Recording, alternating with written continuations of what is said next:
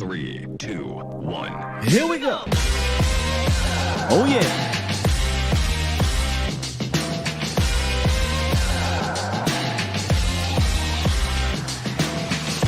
Good morning, good people. Happy Friday and welcome to A to Z Sports Live. We live on YouTube. We live on Facebook. And of course, I am your host, Will Skywalker. Still, boom! You see it. Today we got Cowboys football tomorrow, but we're going to talk about those on the bubble, those trying to either secure their roster spot or that are still fighting to make this roster. So we got a lot of bubble talk, whether it be offense and defense. But before that, PCP has made its way back into the Cowboys lingo. And I want to dive into that coming out of the roundup where we're going to feature an A to Z article by our guy Mo and talk about what McCarthy has been doing, what these quarterbacks have been doing within this offense. And then we'll hear from Dak Prescott a little bit later. Out of the roundup, we're going to hear from Dak Prescott talk about that PCP. And no, we ain't talking about the drugs. We're not talking about the drugs, Cowboys Nation. But what's good, Bomb Squad? How y'all doing, man? Bomb Squad! It is Friday. Last game tomorrow for the Cowboys versus the Raiders. I'm about over preseason in general because I'm ready for the real thing. However, this last game, it's for these players that are on 61st player, 58th player, 55th player. These guys that try to make that last push, and not just a push for the roster, but the push for practice squad too, because that's something that Mike McCarthy talks about a lot. It's not just, I think he calls it 53, but it's 68 or however many players it is on the practice squad now. But it's a lot to really look at in this last game. It's for the diehards. A lot of the casual fans really don't care about this game, but you definitely want to tune in if you are a part of the Bomb Squad. You know what I mean? Yeah. And man, yesterday, this is a little bit of wrestling talk as we continue to build up. Somebody in there said, rest in peace to Terry Funk and Bray Wyatt. 100% rest in peace to Terry Funk. And Terry Funk is 79. He was not feeling well.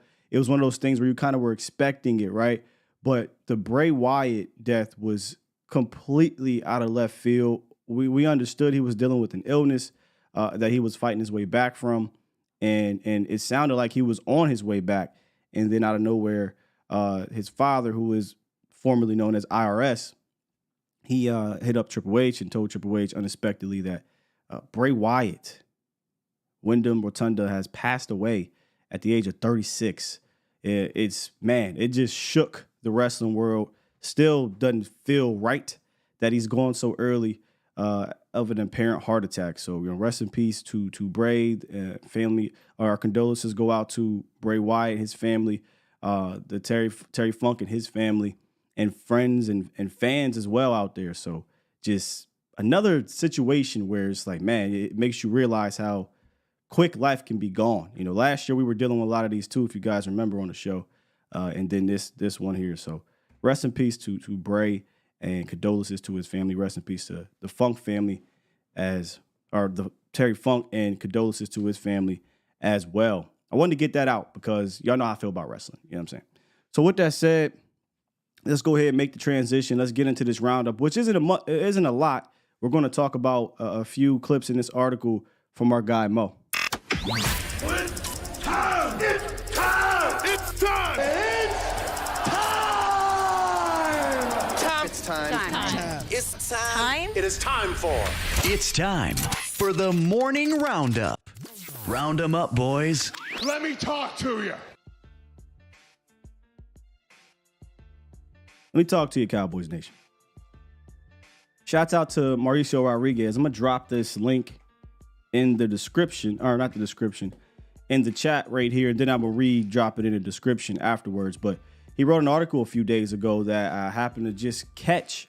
And I thought it was interesting timing because of what Dak has been saying about the Texas Coast, West Coast offense. And they haven't really called it that in a while. But nonetheless, Mike McCarthy's fingerprints essentially are starting to be on this offense. It's becoming evident to us, in the preseason games and at practice and whatnot. And here's a quote from Mo within the article. He says, even though these are low-stake exhibition games that provide little incentive for NFL teams to put anything on tape for foes to watch, we can already tell the post-Kellen Moore days are here. Absolutely. We've been talking about that on this show. It feels like every week you see something different in camp or in these preseason games. And then Aisha, shout out to Aisha. I know where we go. I got to say it. She joined Mo a couple days ago, and this was her quote. Says, and I really base it on the comfort of these players. You go listen to their interviews, you see how they are. They're able to be successful on different levels. Because even with Will Grier making his mistakes, there are times, even last week, you saw that the system and kind of how it's being coached, even your third string offense can find some rhythm and flow in these games. And I think it's a testament to what's happening on that side of the ball. End quote. We have noticed that, right? Especially in this Seattle game, but you saw it in that play with the touchdown to Tober. You're starting to see little glimpses. These are basic things, but you're seeing glimpses of them kind of diverting away from a static type of offense or a kind of all, whether it be vert or curls. There's different combinations within these concepts, and we're talking about the passing game, the run game. I think we'll know more about the run game once the season gets here. But you're seeing different versions. You're seeing more concepts where the receiver is on the move, not necessarily just a slant or a bubble screen or anything like that, or a quick mesh or anything. But you're seeing deeper routes that are involving them moving as opposed to just being static. So I noticed that. She's noticing that. He's noticing that. And then not just the things that you see on the field, right? Like schematically, but you hear it mentally. You hear it mentally from Cooper Rush when you hear him talk. You hear it from Will Grier, and you hear it from Dak Prescott all the time. But this was Dak when he was asked about Mike McCarthy and the chemistry that they're having. I wanted to point this out because we keep hearing that PCP come up, and it's important because I think that's going to help this offense. So here's Dak on Mike McCarthy and the chemistry. Yeah, good. I mean, going back to the spring. I mean, he's been calling. It's been some time now that we've been able to communicate, been able to understand his purpose in calling plays. As we always say, the play caller's purpose, and understand what he's looking for me to do, whether it's take the shot, whether it's checking it down, or maybe it's all that's within one play. So the communication is 100%, honestly, and then just being able to be on the headsets and hear the way that he's calling the games, the pace that he's getting it in. That only makes me excited to hear it and just to be in a game mode and just know he's going to get rolling. As I told y'all last week, or I don't know when I said it, that's when he's at his best, and you can realize that this guy's called a lot of games and he's had a lot of experience in calling games. So I mean, I think he, as much as anybody, is excited about getting back into that mode and being for real. You can tell he can feel that there's just a different flow of how he's calling these games or calling it in general, because as he said, he's got a lot of experience in play calling, a lot of experience in calling plays in big games at that. And I think that's a drastic difference between not just Kellen, but obviously Jason. You know, he and Scott Linehan called plays a lot, but he was a rookie, so Dak kind of really just didn't have that experience to really counter or understand anything else. It was kind of just do what Scott is saying. I'm young. You know, I've only been in this league 1 year, 2 year, 3 years. But you can feel the difference in Mike McCarthy through these guys, not just Dak, but through everybody else. And then the play calling purpose, the PCP. That was a big buzzword months ago, kind of died down because we got a lot of other things to talk about. But I think we need to remember to bring that back because he brought that up here later on in the show, or later on in the interview before he left Oxnard, but he talked about how he's got to get through his progressions, use his feet, check it down, live to play another play. And it goes hand in hand with the play calling and the play calling purpose. And before he left Oxnard, this was his quote too: understanding the purpose within each play. So when the plays come in, a lot of that has already been talked about. Hey, this is a shot, but if it's not there, get to the completion. Or this is a ball out play, get it out your hands now. The details, that's another word everybody's saying. Details, purpose, play calling purpose, details. These things, for whatever reason, it didn't seem like they were pushed as much before.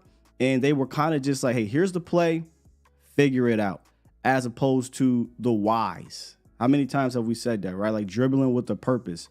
And all of these guys, not just the Q, because it's important for the receivers, it's important for the protection, or as McCarthy calls the receivers, the perimeter players, to be on the same page with the quarterback and the protection as well. So I expect these details to pay off in big ways.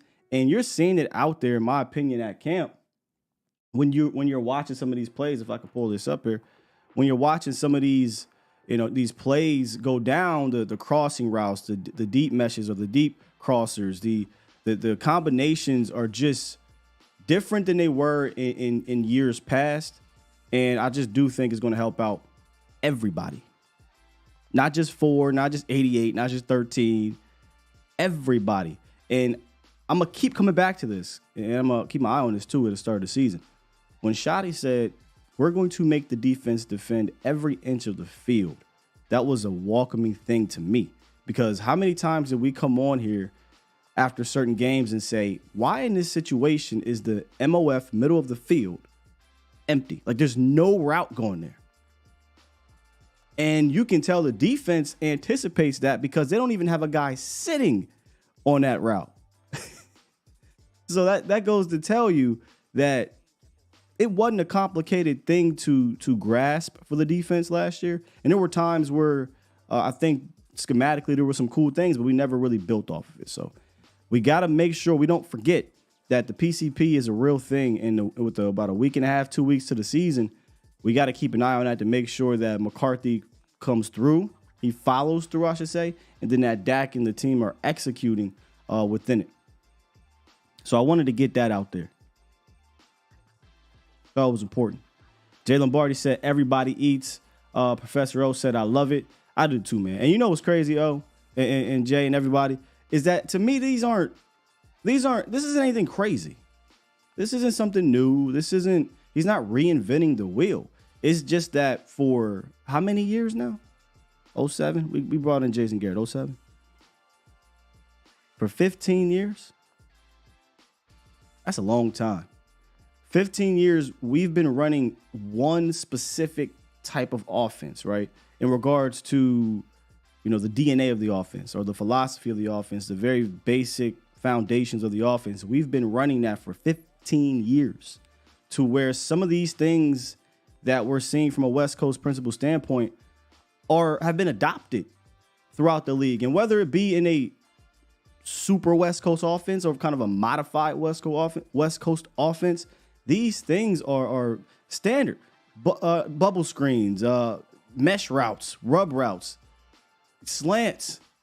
These aren't crazy reinventing the wheel philosophies, but for whatever reason, that's not what was taught here for a long time. So we've kind of been accustomed to, hey, we've got to kind of overcome this aspect as opposed to expecting better from our scheme.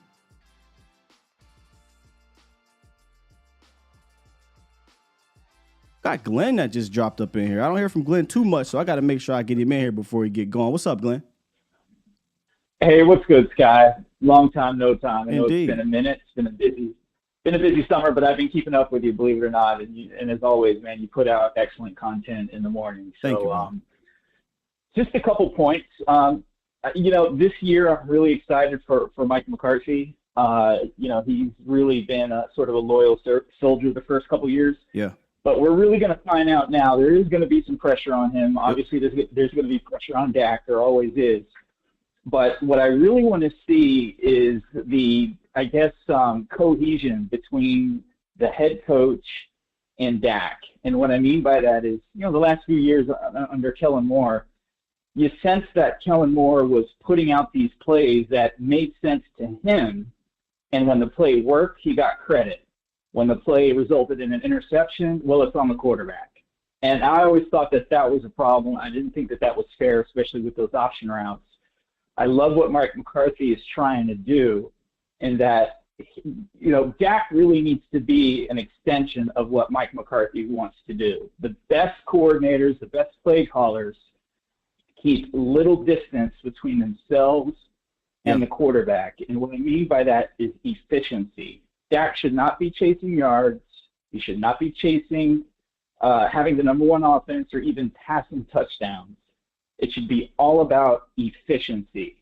And, a lot of people don't really get what that means. I know you do, but for the sake of your listeners, we really want to see a touchdown interception ratio that's exceptional. There shouldn't be more than one interception for any given touchdown.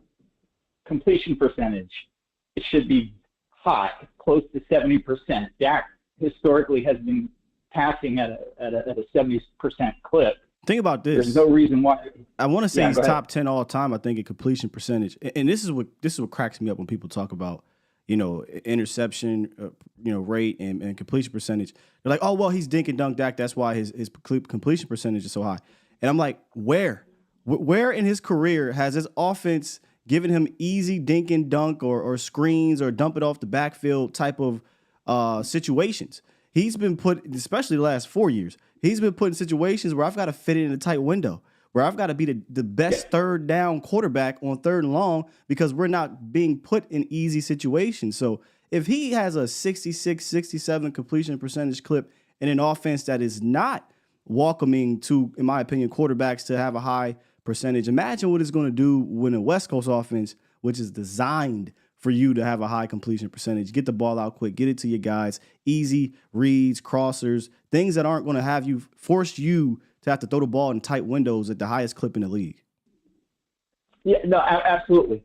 But I think, and I completely agree with that. And I think the other thing that I love the fact that we're getting away from is having this idea of a featured back, because what they're really moving towards is having a running back unit, which means you're going to have rotating running backs in there who are going to be fresh so that you can maximize those running plays.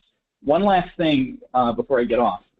There was a series in the second half of the last preseason game, and I think it was their first possession, where I thought Mike McCarthy was really in his groove, where he was calling plays as if he were watching the game. And I know that sounds very elementary, but, Kellen Moore, he would often call plays as if he wasn't watching what the tendencies were. And the series resulted in a touchdown, but what set it up were two back-to-back heavy run action bootlegs in a row. Two bootlegs in a row. I think you're talking.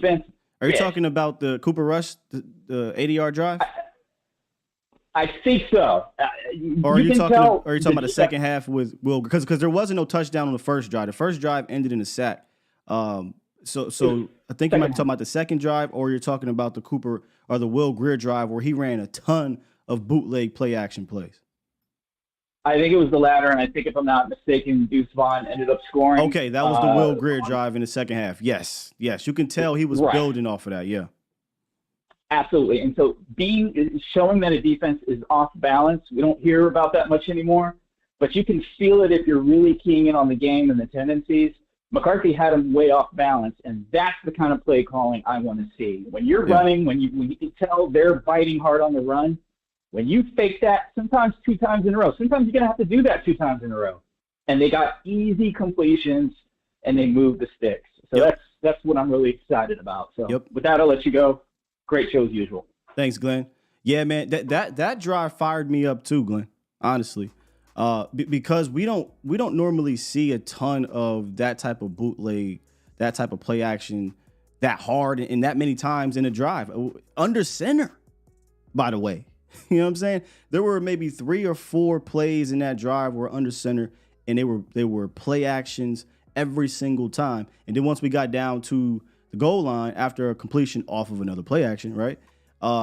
It was shotgun, handed off, pin pull action, touchdown. So you're right. It felt like McCarthy took that opportunity to say, all right, let me see something real quick. Let me see how this is going to look different with Dak, obviously, out there and other players out there, but just the pace and the flow, and getting back into the swing of things. Let's be honest. This is why I think maybe it might be a little, he needs this. The preseason, he needs this because the play calling hasn't been a thing for him for 5 years. So while we're sitting here watching these guys and evaluating these guys, for McCarthy, he's evaluating himself on how he's getting the plays in there, how the flow is going, etc. But I think he took that opportunity to definitely put together a semi, if you want to call it, real life feel to his play calling flow. And I like that drive. Let's get one more, and then let's talk about these bubble players. What's up, Marcus? Hey, good morning, Scott. How you doing? Happy Friday, sir. Happy Friday, good brother. Hey, man, not to steal nothing from your last caller, Dan, but man, he's 100% right. He's 100% right. Everybody has talked about that now since we're kind of seeing the difference in that. There's a reason. To me, there's always been a distinction that you could make between calling plays and being a play caller. And from there, there's a difference between being a play caller and an offensive coordinator. There's not that much of a difference between a play caller and an offensive coordinator to me as there is calling plays and being a play caller. But again, if anybody's got any idea of what Mike McCarthy can be and is with a play caller, meaning using what he has and understanding what he's doing in moments, we saw a glimpse of that last year with Cooper Rush. And I'm not going to get into any kind of ridiculousness about the team is better with Cooper, all of that stuff. That's nonsense. That's an insult to everybody involved. Well, can you what do you mean by that? What do you mean we saw a glimpse of, because my understanding the offense was god awful under Cooper Rush. Well, what I mean is it was not designed with Cooper. Mike McCarthy's approach with Cooper Rush under center was not to ask Cooper Rush to do things that he was not capable of doing. Again, once Dak got back, you saw the difference in the offense, not just to Dak's talent and ability, which people still want to crap on for whatever reason. It's that because Kellen Moore had so much autonomy, and Mike McCarthy, in a lot of ways, really didn't want to, for some reason, didn't want to step on toes, even at that moment. Even having taken 5 games to, in a lot of ways, give Kellen Moore a template, a blueprint to follow about how to go about calling a play, how about calling a game. So Mike McCarthy, in essence, elevated Cooper Rush by calling a game and having a game called a certain way, because no matter what anybody thinks or anybody tells me, Mike McCarthy was the offensive coordinator for those 5 games that Cooper Rush was quarterback, and not Kellen Moore. I hope not. The offense was bad under Cooper Rush. Well, it was not. It handicapped the team under Cooper. And look, I get it, as a backup quarterback, that's going to happen. I think what you're basically getting at is they ran the ball more. He didn't throw a lot. He had a game where he only threw it 16 times, but the offense was some of the worst offense we had seen in 4 years, since maybe the 2020 year. So I don't really think that's anything to brag about, in my opinion. I think what McCarthy did was he told Kellen Moore, hey, look, we've got to be more conservative, being honest. We've got to be more complimentary. Right after week 1, when it happened with Dak Prescott going down, he said, we got to be smarter. And it wasn't a philosophical change. I think what you're going to see from McCarthy is more of a philosophical change. I think McCarthy didn't have the autonomy to change anything philosophically. He just had to make sure that we did not throw the ball 35 times in the Cooper Rush. That's about the only difference, in my opinion, that happened. Granted, I accept that. But again, to me, that's still Mike McCarthy saying this is how we go about this particular situation. As you noted, and as a couple of people have said, we're going to do X, Y, and Z. We're going to make it clear who's doing what the job is, and what the purpose is. To me, what Mike McCarthy is doing now is just an extension of what began, even with the constraints of the offense under Kellen Moore and whatever limitations Cooper Rush had, yada, yada, yada. For me, again, it comes down to what is the purpose of calling these plays? What's your philosophy as it relates to the game situation, the players you got on hand, and what you have to do in order to move the football, score points, win games, whatever the case may be. Yeah, I don't have a problem, again, saying that Mike McCarthy, in essence, was the coordinator for that period of time, because he was. Whether or not he didn't do it directly in terms of taking the place, even Kellen Moore and say, I'm calling it, or what have you, and whatever the dip is, I don't think we can have it both ways. We can't say the offense was less explosive and productive under Cooper Rush. Yeah, it was. and also say in the same breath that it wasn't effective given what they were what they were tasked with doing. It wasn't, though. That's my thing. You can say no, it wasn't. No, it wasn't effective. Yeah. But again, the purpose wasn't to score a lot of points. The purpose was to win the game, because you couldn't score the kind of points the way the offense was designed and running under Kellen Moore, because Cooper Rush just couldn't do that. Well, I mean, right? I think Cooper Rush under this scheme absolutely can score points. Can he score as many points as Dak? No, but but I don't think you understand how bad the offense was. Like, they couldn't get into scoring position, bro. Like, no, this is no joke. They were 28th in the NFL in getting into scoring position. They were one of the worst third down teams. That's what I mean. That's what I mean. Yeah.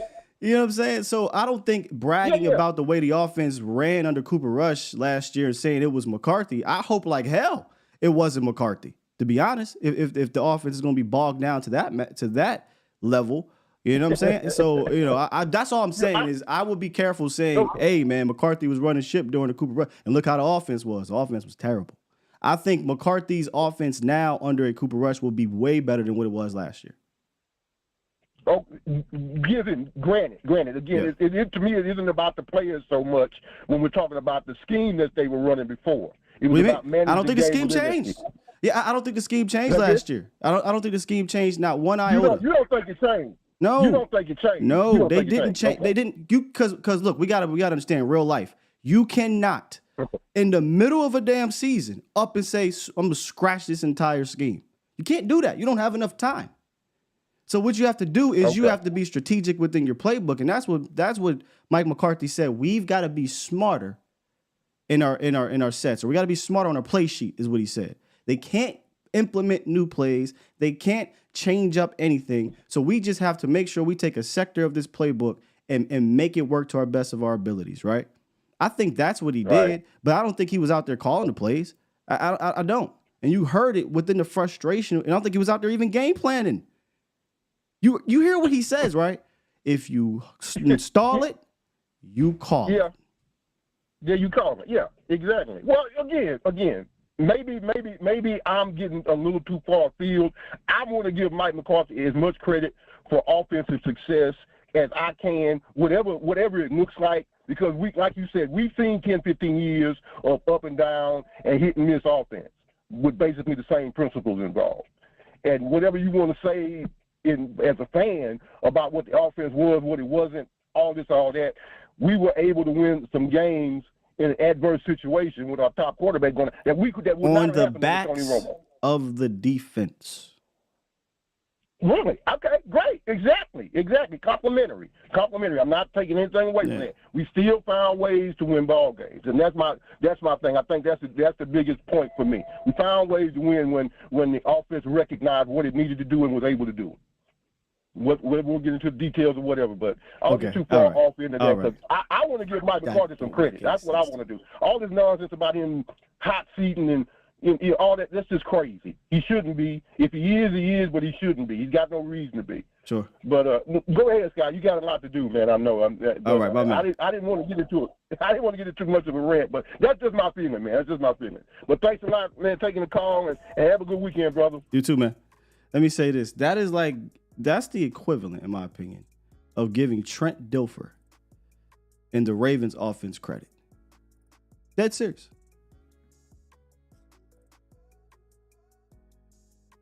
Dead serious. And I don't mean to stick on it. It's just that when I heard the whole, we got a glimpse, I hope like hell we didn't get a glimpse. And what I'm seeing within this offense looks absolutely nothing like what the Cooper Rush offense looked like. Last year when Dak went down. It looks nothing like it. So I'm kind of excited. And as Aisha said, let me go back up here and read this quote here. She said, quote, and I base it off the comfort of the players. You go listen to the interviews, you see they are able to be successful on different levels because even with the Will Grier, and you can throw Cooper Rush in there, he says making mistakes, but there are times that last week you saw the system and kind of how it's being coached, and your third string offense can find a rhythm and flow in these games. There wasn't none of that. It wasn't none of that last year. And I think it's a testament to what's happening on that side of the ball. So, I'm harping on it. Sure, I am. But there's a way to give him credit with throw out what happened last year, bro. That wasn't him. That wasn't his offense. That's not what he wanted to do. But he had to kind of put his hand around Kellen's neck and say, look, this ain't my system. But within this system, we need to hunker down on this. Because look what happened in week 1. And I digress. Somebody said, or giving Jim McMahon credit.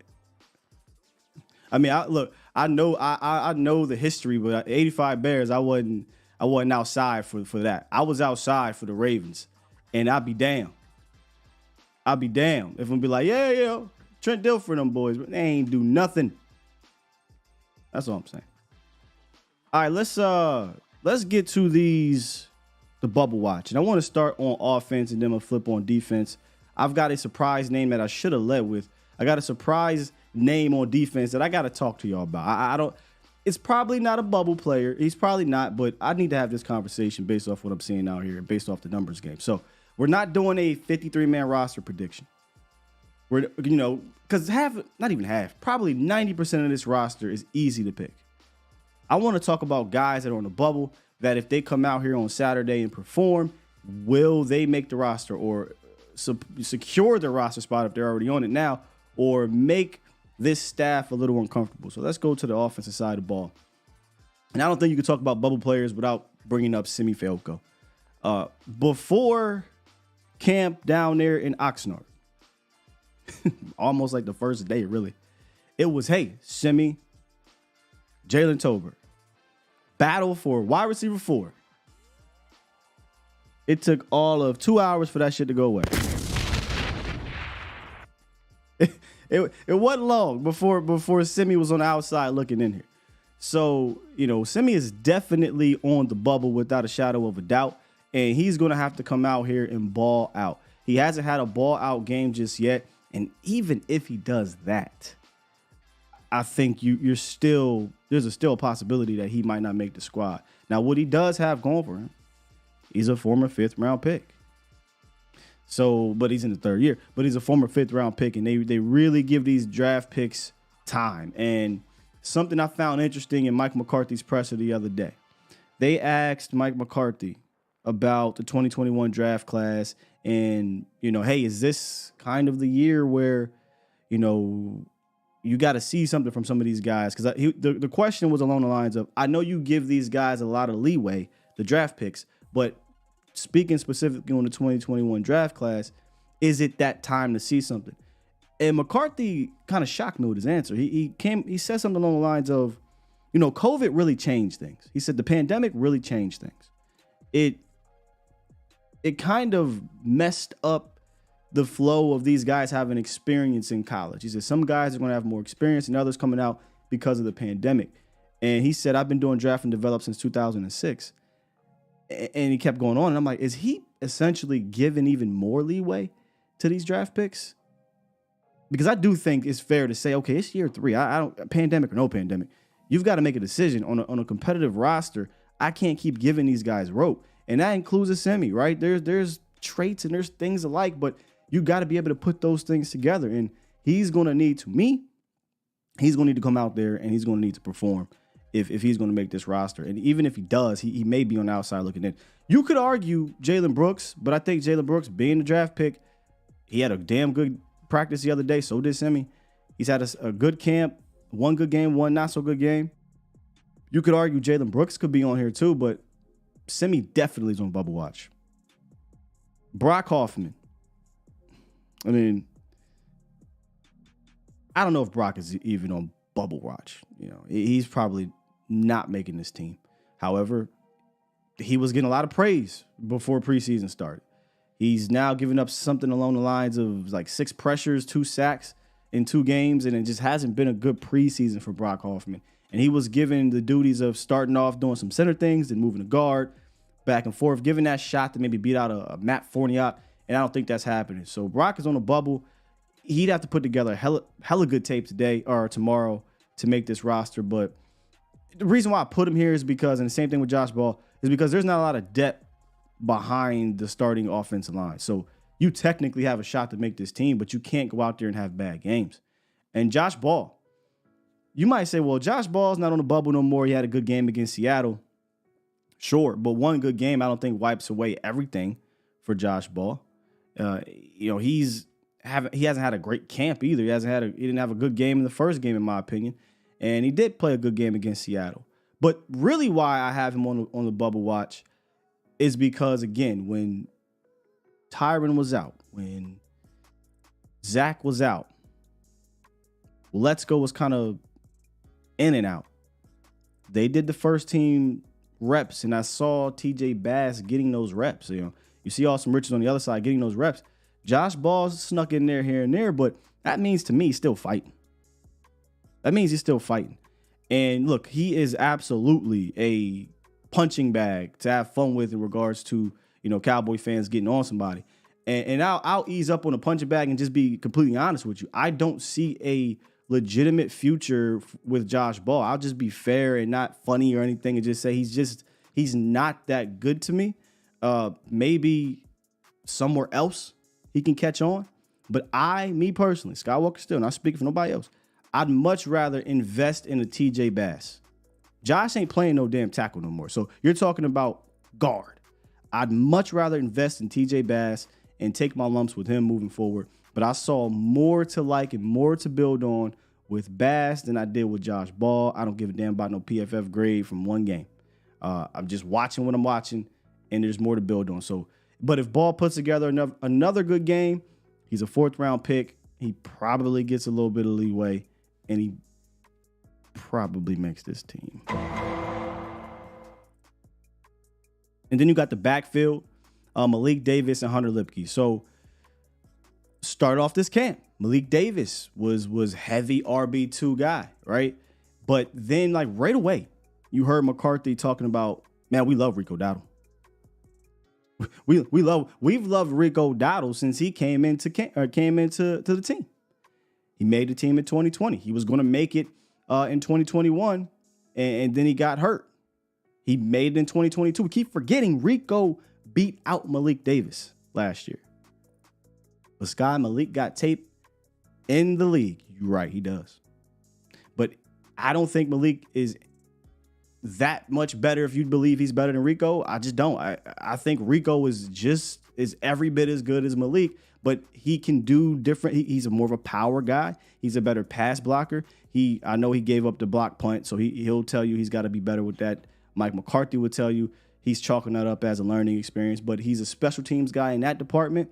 Rico Dowdle he's not lack of talent. It was all about injury.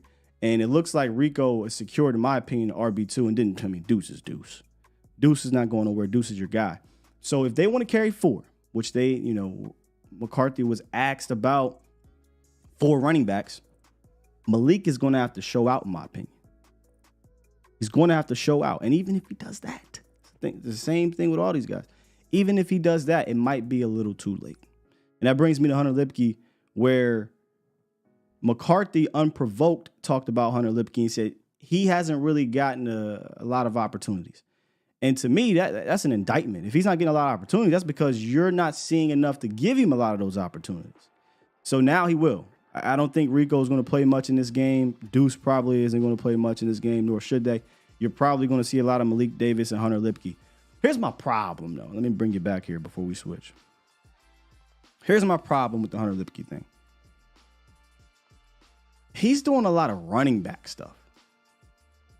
When he got signed, we were looking at, hey, could this be kind of a mesh between Kyle Juszczyk and a John Kuhn? But they got him doing running back things, and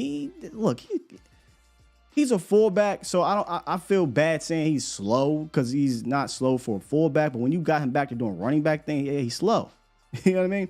But I kind of wanted to see him block a little bit more. I kind of want to see him leak out, play action as a fullback, leak out, catch a pass, do some motion things, do some more Kyle Juszczyk things, John Kuhn things, as opposed to, hey, single back set, we're going to hand it off to Hunter Lipke. In what world am I doing that? Based on what I'm saying, Tony Pollard, Rico Dowdle, Deuce Vaughn, I'm not taking away any legitimate reps and carries or touches like that. For what I've seen from Hunter Lipke, now maybe he goes out there and he looks like Mike Allstott, but I ain't seen that yet. So if everything is going to be based off of him doing running back things, there's no way Hunter Lipke can make this team, dog. Like he needs to show that he can do some fullback, tight end, H-back, move around type things for me, because I'm not wasting an opportunity to put the ball in one of my better players' hands based off what I've seen. And that could just be me. That could just be me. I have not seen this Hunter Lipke from North Dakota State. If y'all have, y'all let me know. Y'all let me know. But I haven't seen that. And if that's the case, who are you taking off the roster? I mean, I go look on our. Who are you sitting down for Hunter? I'm not sitting down none of these tight ends. All 4 of them making it. Peyton Hendershot just hit one of the a relief button when 6'6" Stevenson went out. John Stevens Jr. I'm sorry, but who am I sitting down? I take Malik over Hunter Lipke. And that's no knock on Malik. I'm just saying. So that's all. But Coach McCarthy brought him up. Coach did say he's going to get a long look, and we're going to see. Now I need to see some Mike Allstott stuff before I get excited about Hunter Lipke again. All right, before I move on to the defensive side of the ball, I got to hear from 2 of our Cowboy content creators, one of them being none other than Jay Tuck, who, don't get on me, Jay Tuck, but I heard about the loss to Dez Bryant, Jay Tuck. I heard about it. Man, bruh, they gave us some hometown seasoning, man. He got some home cooking. Dropped a wide open. Yeah, man. Brandon Cooks dropped a wide open touchdown, man. That pretty much changed the course of the game. But it was a fun time, man. Switching my guy Dez, but we definitely gonna run it back here shortly, man. That was dope, though. I gotta run my face back. Yeah, man. But salute to you guys, man. At 105 through the fam, and that's big, man. Like I said, I'm super proud of our Cowboys community, man. Y'all win is my win, and vice versa. Yeah. I'm proud of everyone doing amazing content, man. The season ain't even started yet, man, so we starting to get ramped up for everything. But yeah, man, I want to call in real quick because I did my final 53, and I was going to ask you this, guy. So I know last year, Mike McCarthy kind of used some tactics, right, when Dak Prescott was the only quarterback on the active roster to kind of make room for some other players to kind of sneak through the grid. Yep. So do you think that's going to be the case this year? Because when I did my 53, I thought, do we need to actually have Cooper Rush and Will Grier on the final 53? And would you prefer, kind of do another cut and release for those 2 players where you can bring back the other guys? Because I know with the new quarterback rule, even if you have the 3rd quarterback, it still counts towards the 53 on the active roster. So to start there, do you think that's going to be the case, that we'll kind of see some new tactics with Mike McCarthy to sneak some of these younger guys on the roster? I tell you what, I thought we were going to see it before all those injuries happened, bro. John Stevens Jr., He gets hurt. DeMarvion Overshown, he gets hurt. I thought for sure we might see, hey, Sean McEwen, you don't need to go through waivers, so we're going to cut you. Hey, Cooper Rush, you don't need to go through waivers, so we're going to cut you, but we're bringing you back just so that we can get these guys on the roster and then hit them with the, he said, ouch, put him on IR situation. Right. But now with, Stevens Jr. going down, with DeMarvion Overshown going down, you might not have to make as many of those cuts. Same thing with Will Grier. You can now carry 3 quarterbacks on game day without it counting towards your roster. So Grier is likely to get cut, and then they bring him back on practice squad. He ain't going nowhere. I'm pretty sure he's coming right back here to Dallas. CJ Goodwin could be another one. We talk about McEwen. Right. So I do think there's like 4 options here to do that if they get into a bind, but they might not need to if they just use the say ouch button on a couple of these dudes that are already out. Nashawn Wright, right? Like they could just say, hey, Nashawn, look, brother, would you rather get cut, or do you want to just rock with us all year on IR? You're able to attend the games, you're able to be a part of this whole run, but you ain't gonna play. So they could be in a better situation to where they don't have to do that. But I do think that option is there if they're trying to sneak somebody on this roster. Yeah, and I agree, right? So what we're seeing right now with Nashawn's kind of the hamstring thing. You can kind of look and see players like kind of get dinged up a little bit, like, all right, Nashawn with the hamstring, all right. So they might stash him a little bit. But to go to the whole Hunter Lipke thing, I was very high on him coming out of the draft. But like you said, from when I was out at camp and probably what you saw, this past week, he just isn't being utilized. And I feel like the thing that's going to hurt Hunter Luepke the most is that now that Sean McKeon is really a lock to be on the roster, you can kind of use him as your quote-unquote fullback. You know what I'm saying? So I'm not sure there's going to be room for Hunter Luepke. And will they actually risk him getting picked up off of waivers? Because like Professor O's been saying, it's going to be thousands of players out. There's going to be a huge, massive pool, right? I doubt a fullback is going to be on a lot of teams' radar. So they might try to cut Hunter Luepke. The one person I'm kind of concerned about that you talked about was Malik Davis, of course. I'm a big Malik supporter. But I feel like Rico has had a solid camp. It's just the injuries, once again, like you said, when it comes to Rico. And I just think that he has more sponsors in-house than Malik. But then my last question is going to ask you, Scott. I was out there at camp, right? And Dorrance Armstrong has been a guy that's kind of been just sitting on the fence, right? Yep. Nothing too crazy. You haven't heard much about Dorrance. And I don't think he practiced much, this past week when you were out there. Do you think that they're kind of just preserving Dorrance as a chess piece to be able to move and accommodate? Because I know he's coming up on contract and a few different things. Mm-hmm. Do you feel like they're holding, Dorrance Armstrong kind of in their back pocket so if they need to make a move, they can make a move and get Dorrance up out of there? Or did Sam Williams' foolishness actually save Dorrance being on the roster? I think the latter, bro. Because we had a lengthy conversation about this on Vacha's show, Vacha Somebody Live on the Volume. Make sure I check that out Monday to Thursday.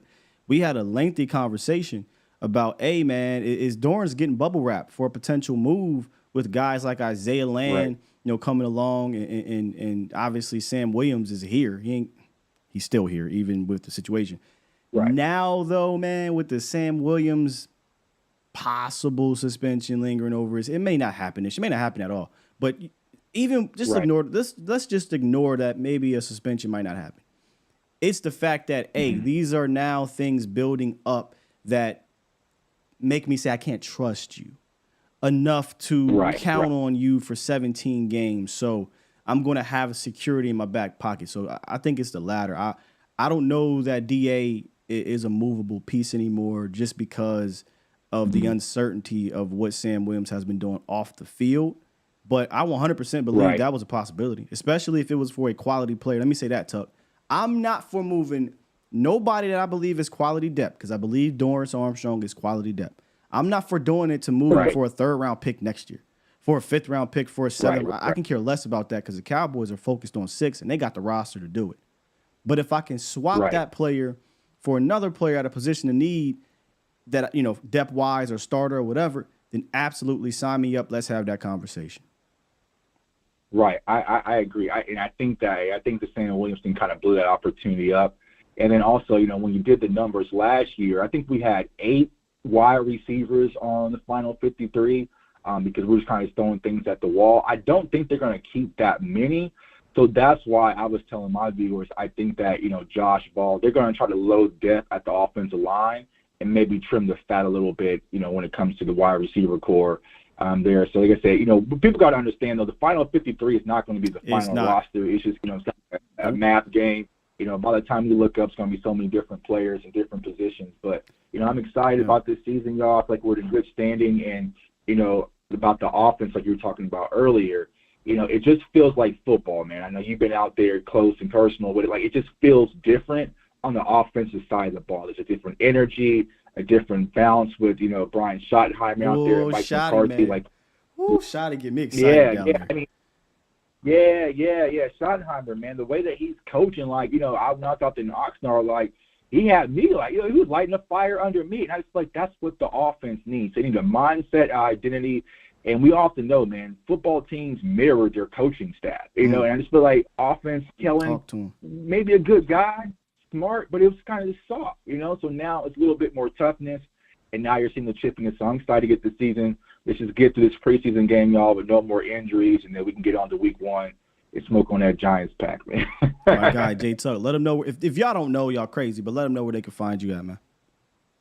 Yeah, man, y'all can find me on all social media platforms at JTuck151. My YouTube channel is CFO Sports, man. I appreciate all of y'all.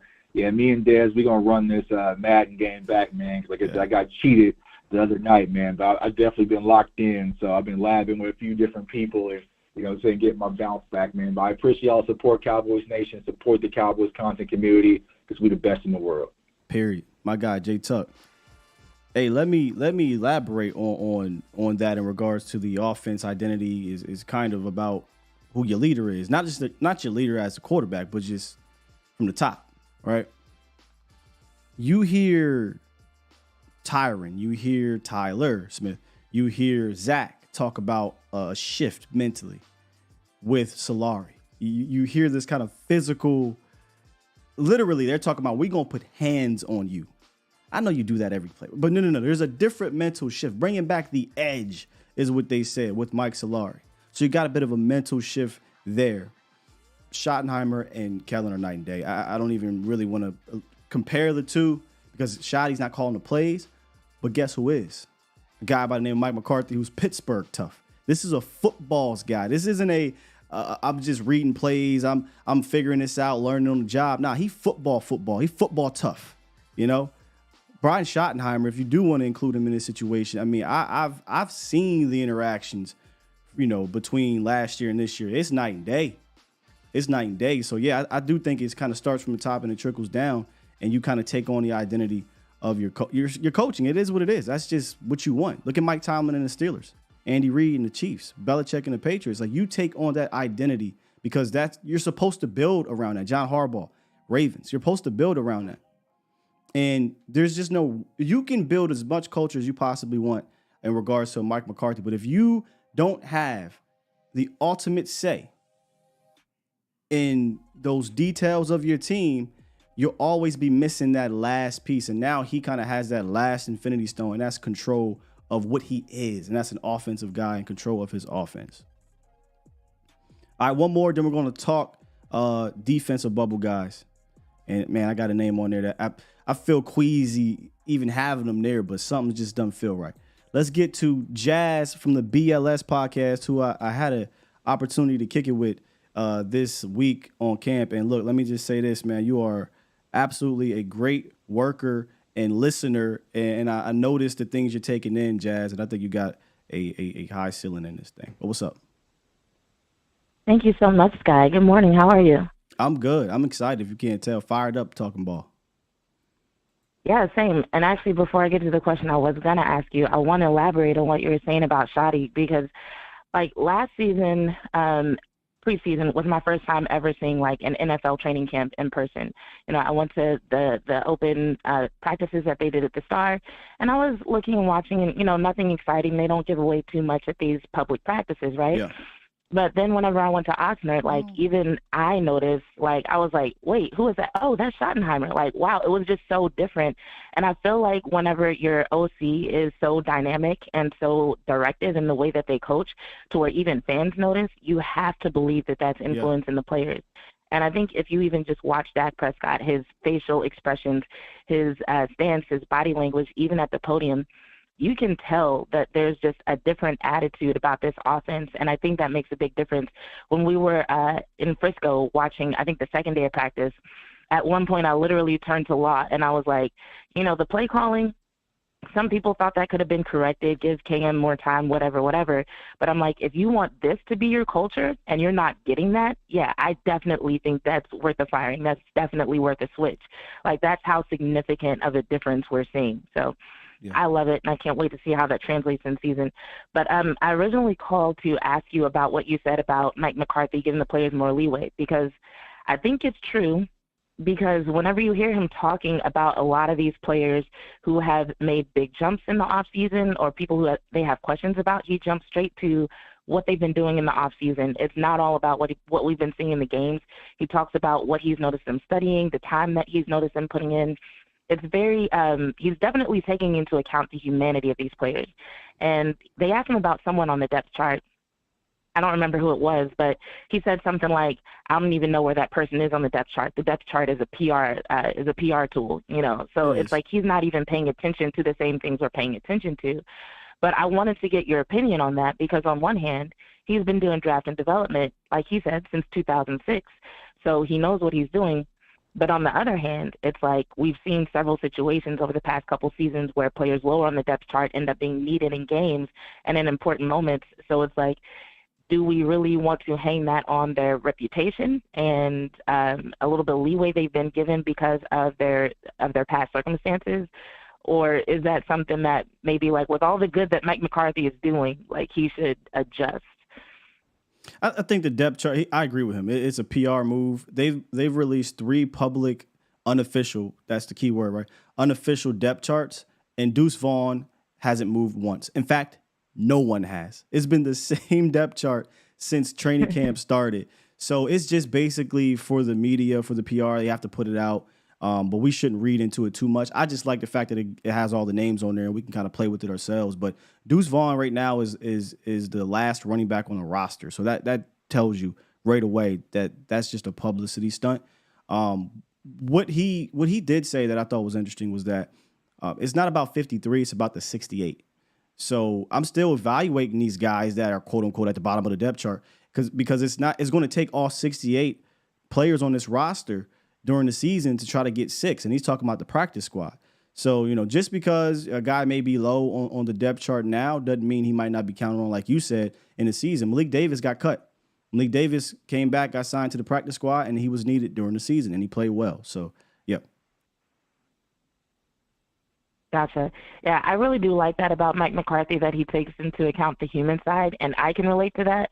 But it's just one of those things, and I'm just like, okay, is that like a traditional way for coaches to make those types of decisions? But also, I do expect coaches to take in a lot more information when it comes to making these decisions than we do. We're looking at clips, stuff online, the open practices that they have. So I guess I just feel like if he is taking into account, like, okay, COVID affected their development, or this person has done X, Y, Z during preseason games, but look at all the preparation they did.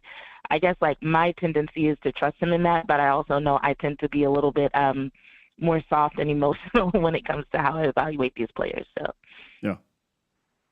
But all right, thanks for the convo. Of course, man. Make sure you plug in where they can find your content. I saw you did something with Choppy, Chef Hoppy yesterday. Yeah, if you go to bitcheslovesports.com, you can find links to our Instagram, Twitter, YouTube, all that. Search Bitches Love Sports on YouTube. The interview is still up on the live section, and of course, we'll be sharing some of the gems from that on Twitter. All right, appreciate you. That's Jazz from BLS. Let me get in there. I just popping those, and I appreciate you, Brother L. But I feel like I need to speak for this myself because it looks like this guy's the first time calling in, and I'm gonna get to you. You got to understand, I see a name pop up here. Sometimes if you're a first time caller, you're not a name. There is something called platinum, right? And that's something that Vach invented in a way. But if you are one of those, it has nothing to do with being famous. But if you're one of those who call in frequently and you're saved in here, it's easier for me to see. And I click on it. If it is a number I am not familiar with, I probably will get to you when I can get to you, number one. Number two, I also have a flow I have to keep to the show. As I said, I would take 2 callers. I'll get to the defensive side, then I'll come back. So if you're on hold and you have an issue with being on hold, it's nothing to do with, some favoritism or what have you.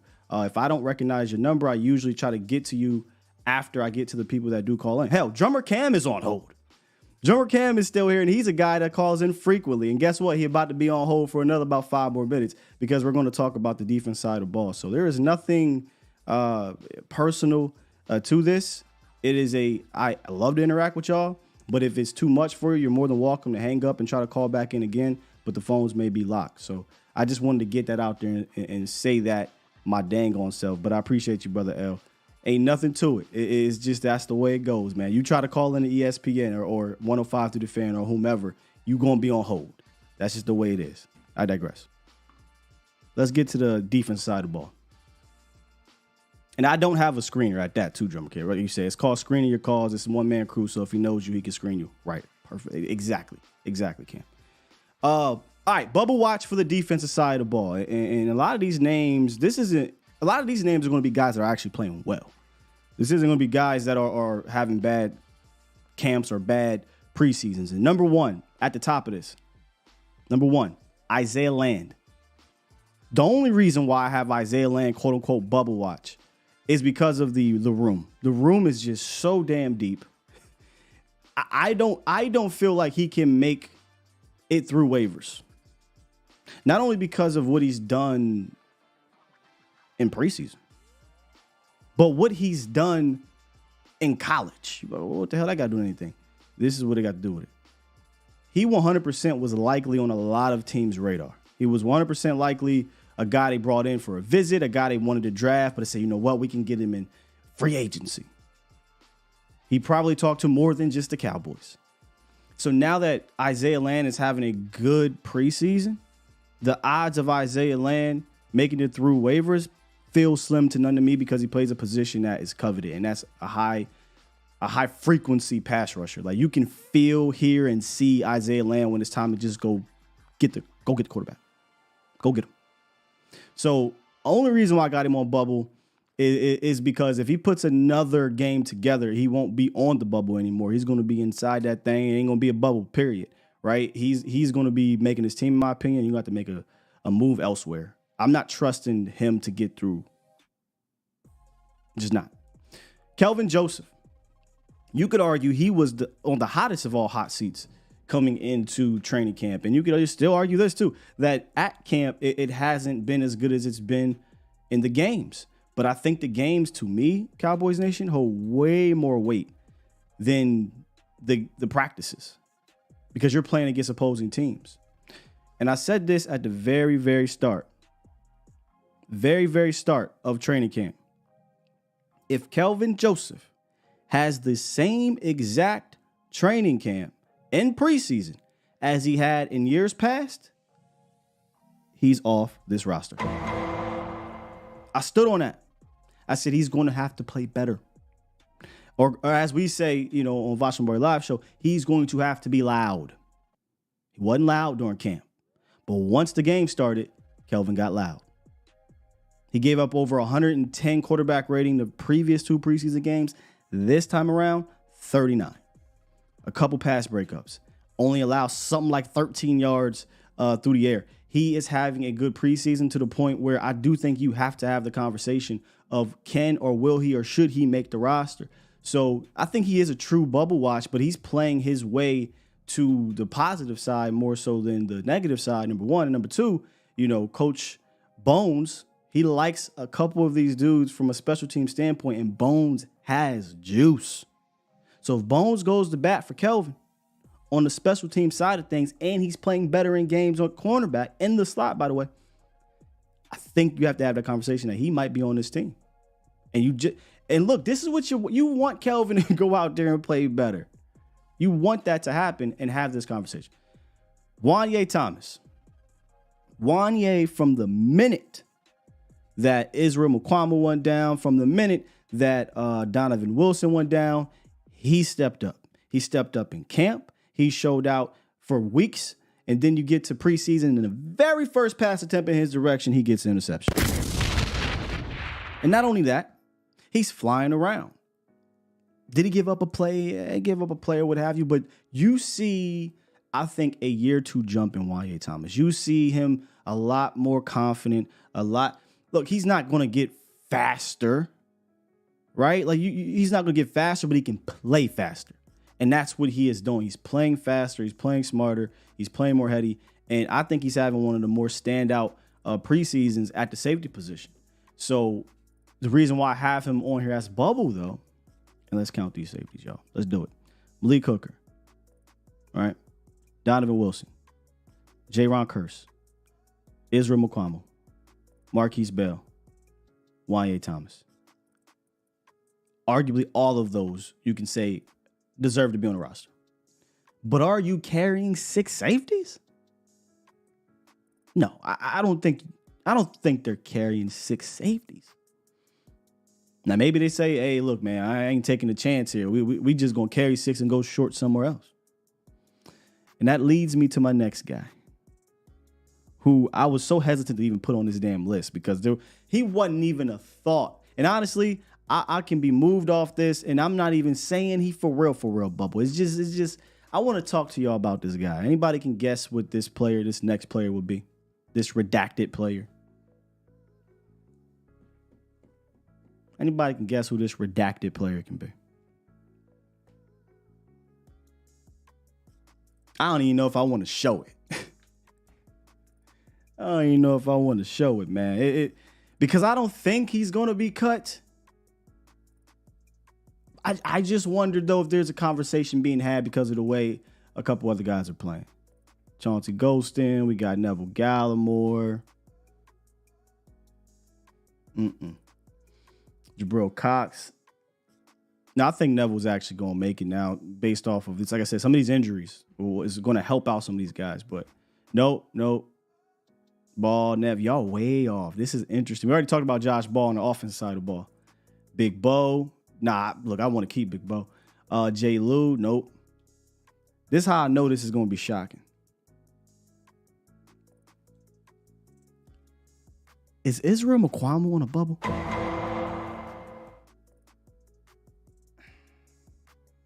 I don't even feel good about saying it. And he probably ain't. But I just read off 6 safeties.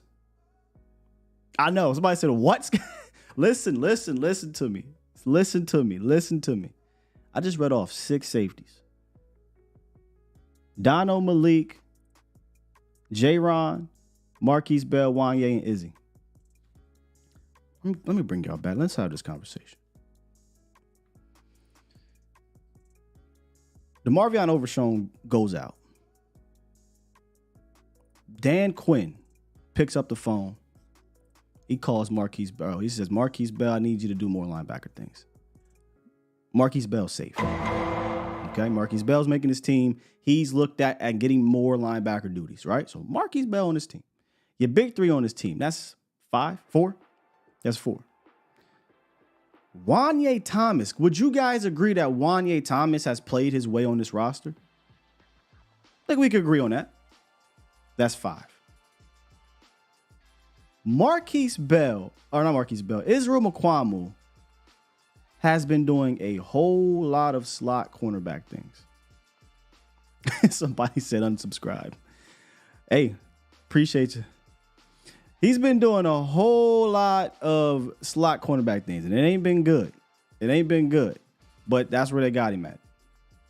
Wanye Thomas is a free safety, y'all. He is a free safety at heart, and he's been doing free safety things. What have I been saying for a while here? Behind Malik Hooker, there hadn't been a whole lot of free safety guys. I thought Izzy was going to be that guy, but they're moving Izzy down a little bit. So if they're moving Izzy down a little bit to play slot cornerback, which I'm just not a fan of. Not a fan of Izzy playing slot unless it's big slot against a big guy. But he ain't been that good at it. You know who's been doing good in the slot? Calvin Joseph. You know who else is on this roster? Jordan Lewis and Deron Bland. So at best, Izzy's your 3rd nickel slot guy. At best, right? At best, Izzy's your 5th safety. I'm putting Bell above him. I gotta put Bell got the call by DQ. Bell's your 4th safety. Let's keep it a bean. Let's just shut that down. So at best, 4th corner, slot corner, and 5th safety. How can he not be?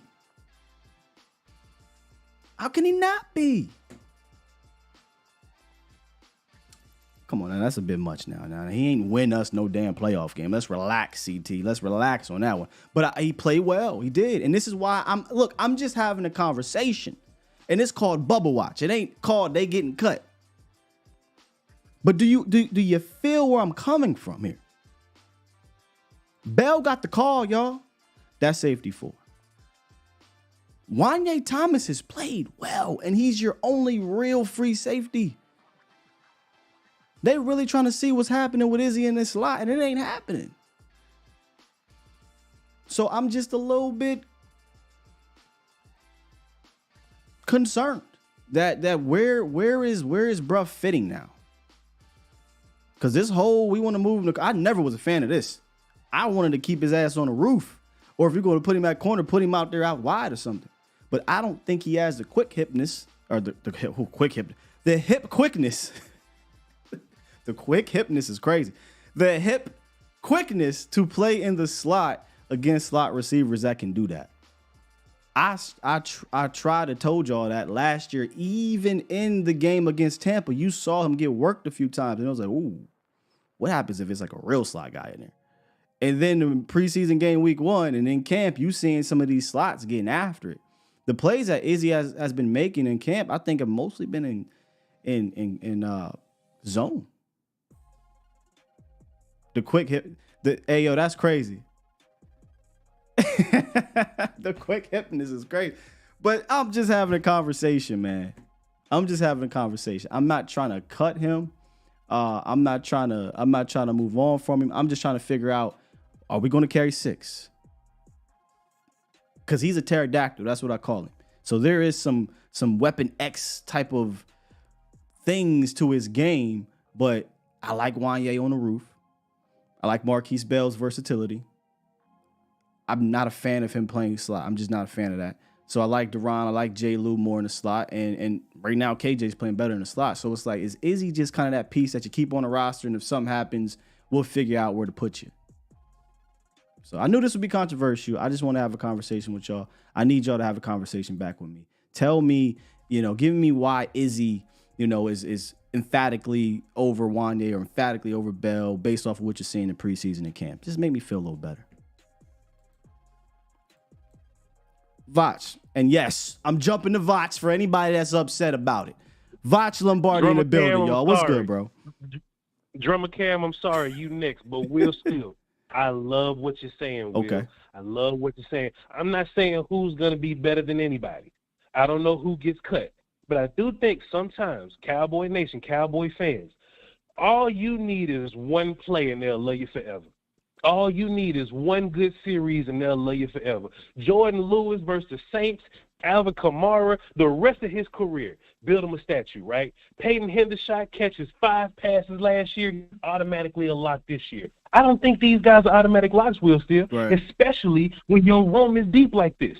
Izzy, look, man, shouts out to what he did in Tampa Bay, dog. You know what I mean? But me and you fought over this, and you done banged some furniture over this. But he had to be there. He had to play there because cornerback deficiencies. What if we live in a world where we no longer have cornerback deficiencies? What if we live in a world where we no longer have safety deficiencies? And the one thing that keeps you on this team is the work that you do. Israel McCormu ain't got a 17-season sample size worth of work for us to look at. 17 games, 18, 19 game seasons for us to look at and be like, boy, Izzy has had an entire year worth of such and such and such and such. He had a great Tampa Bay game, right? A pretty solid Tampa Bay game. I don't think that's enough to, shoo away somebody's playoff work. What we got to do, Will Steele, and I'm just saying this as content people, right? Going into these next seasons, we have to almost look past the last season of work, right? Not the, big name guys, right? Dak is always Dak. CD's always CD, Trey is always Trey. But for these guys that's fighting for spots, we got to take away what they did last year sometimes and look at what they're doing for us right now. A lot of people dislike Kelvin Joseph because of what we've been seeing from Kelvin Joseph. Some people have loved Izzy because of what we saw from Izzy. But if you just look at camp and if you just look at preseason games, Kelvin been better. That's all I got for you. Go ahead and go to Drummer Cam and shit. Appreciate you, man. He ain't lying. That's Vosh Lombardi. Make sure y'all check out Vosh Lombardi live. My brother from another. Quick hipness. Good Lord.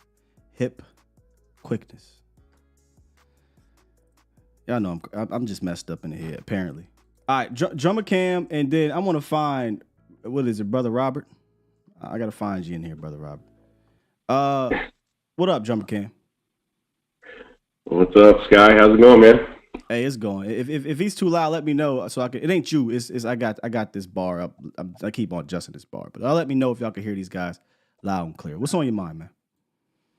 Man, I really just.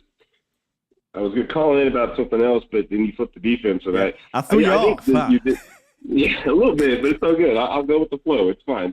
The crazy thing about this is what we're speaking to, or what you're speaking to, and you guys even said this on 105.3. That's how deep this defense is. Yeah. We're literally having to split hairs of who's the better guy in the situation that we need right now this year, and it's not necessarily built on, like Voch was saying, it's not necessarily built on what you did last year. If you were just okay last year, you had a couple flash plays, that's great. But we got some other guys in here hungry to get in and have looked great. I mean, Thomas is a great example. And if you're number 5 as a safety, it is a question that you should be asking. I mean, it's a legitimate question. It seems crazy as Cowboys fans because we constantly, we're so in it. I think a lot of us have just remember the Jason Garrett of, we got the right guys in the right position, and he didn't see a lot of change out of that. But at the end of the day, in DQ we trust. I mean, so if he sees something and he's going to let somebody go like Iswell McCollum, which I can see it. I can definitely see that because we are so deep in these positions. What do you think? What do you think about that? Like I said, I am not even sold on the thought myself. I just wanted to have the conversation because y'all know how I feel. Like if something on my mind, I want to talk about it with y'all. And I just looked at the room and I'm like, wait a minute. What is Izzy? You know what I mean? What is he? Where I can look at Malik and say that's my roof guy. I'm looking at Wanye. Not Wanye. I can look at J-Ron and say that's my everything, right? Like J-Ron is the heart soul really of that back end, but it's J-Ron. Dono's Dono. So the top 3, I know what they are, right? Marquise Bell was looked at as that backup type of strong safety. Now can do some of these linebacker things. He got the call by Dan. He ain't in trouble, right? And then I look at Wanye and I'm like, well, Wanye is also a roof type guy who is shown, and this is the thing. He has shown the same year 2 jump that Izzy showed last year. I lied to you not. He's shown that jump. So I know what these guys are, and we look at Izzy and say, man, Izzy can do a lot. He can. You're right. He went to the slot last year. He played well. He's a safety, right? He did some cornerback things. But where is that production to give you the confidence to say, well, I'm going to keep him on a roster instead of XYZ player, even though he's slot cornerback 4 and safety 5 at best? I don't know, brother. I don't know. That's all. And he may not be in jeopardy. I'm just having this conversation. He absolutely may be on this team. Maybe they carry 6 safeties. Maybe somebody says, ouch. Maybe. Or maybe they try to send some of these younger guys down that I don't agree with. James said Izzy is your J-Ron insurance. Absolutely not. I don't think he's your J-Ron insurance. I don't think that's his game. I think they're looking at possibly Marquise Bell being that J-Ron insurance. Or DeMarvion Overshown, but he ain't here. Well. Losing Overshown sucks big time. But the only thing linebacker wise, when you look at this linebacker room, they're still deep, but there are definitely traits that Dan is looking for. I mean, and speed is definitely in that. And it seems like that's that number 1. He wants guys to be fast. And with Israel, he's 6'4", but coverage is spotty sometimes, and it is what it is. Like, we're deep.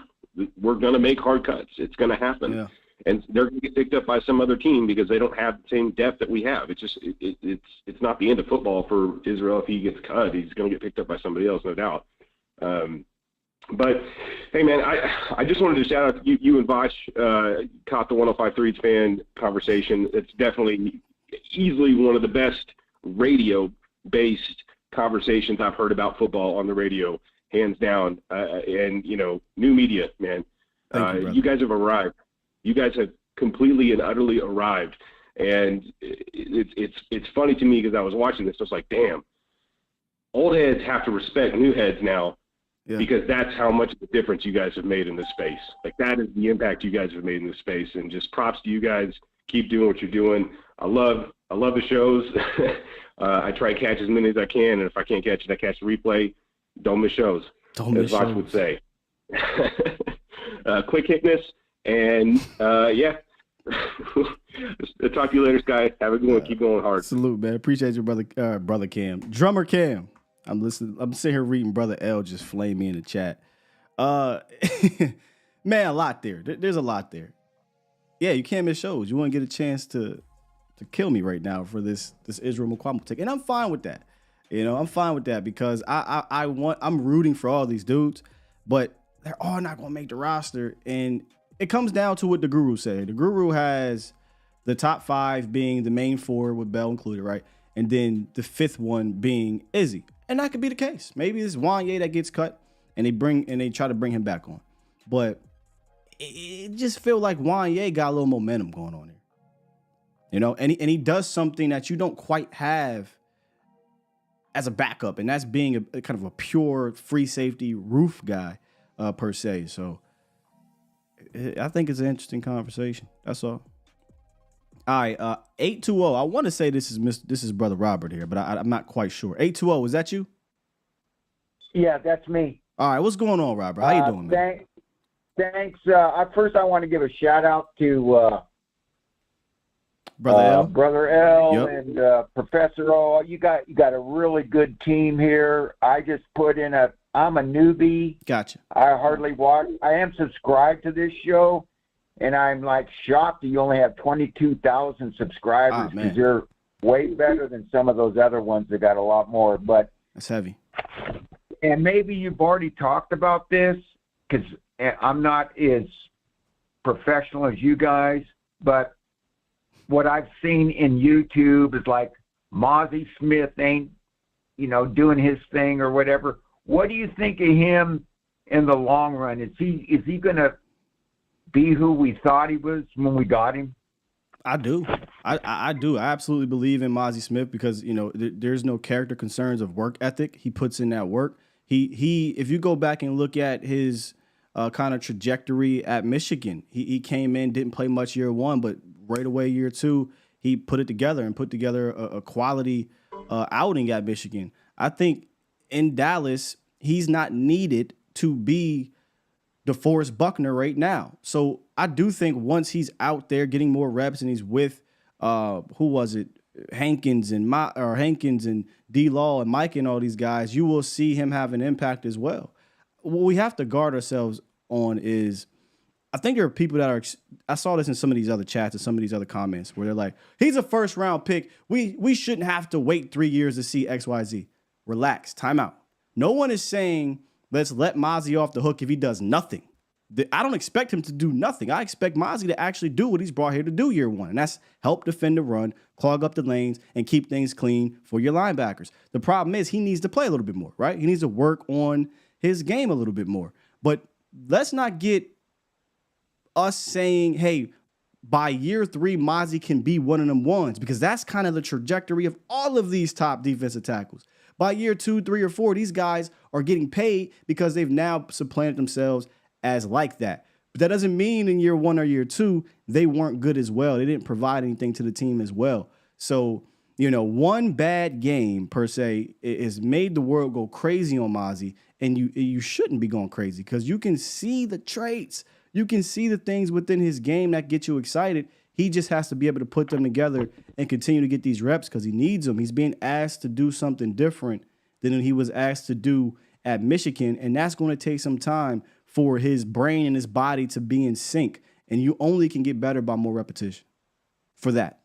Right, and he was going against their one starting the game too, and that's pretty tough duty. Sure, but I don't want to use that, Robert, because he's going to be going against ones in the regular season, right? So that's good. We want to see him take your lumps now. I'd rather you take your lumps now than whenever we play the Eagles, right? And he's just moving Mozzie and he's getting turned and they gashing the Cowboys. Take your lumps now. By the time we get to the season, you'll be able to build up that armor.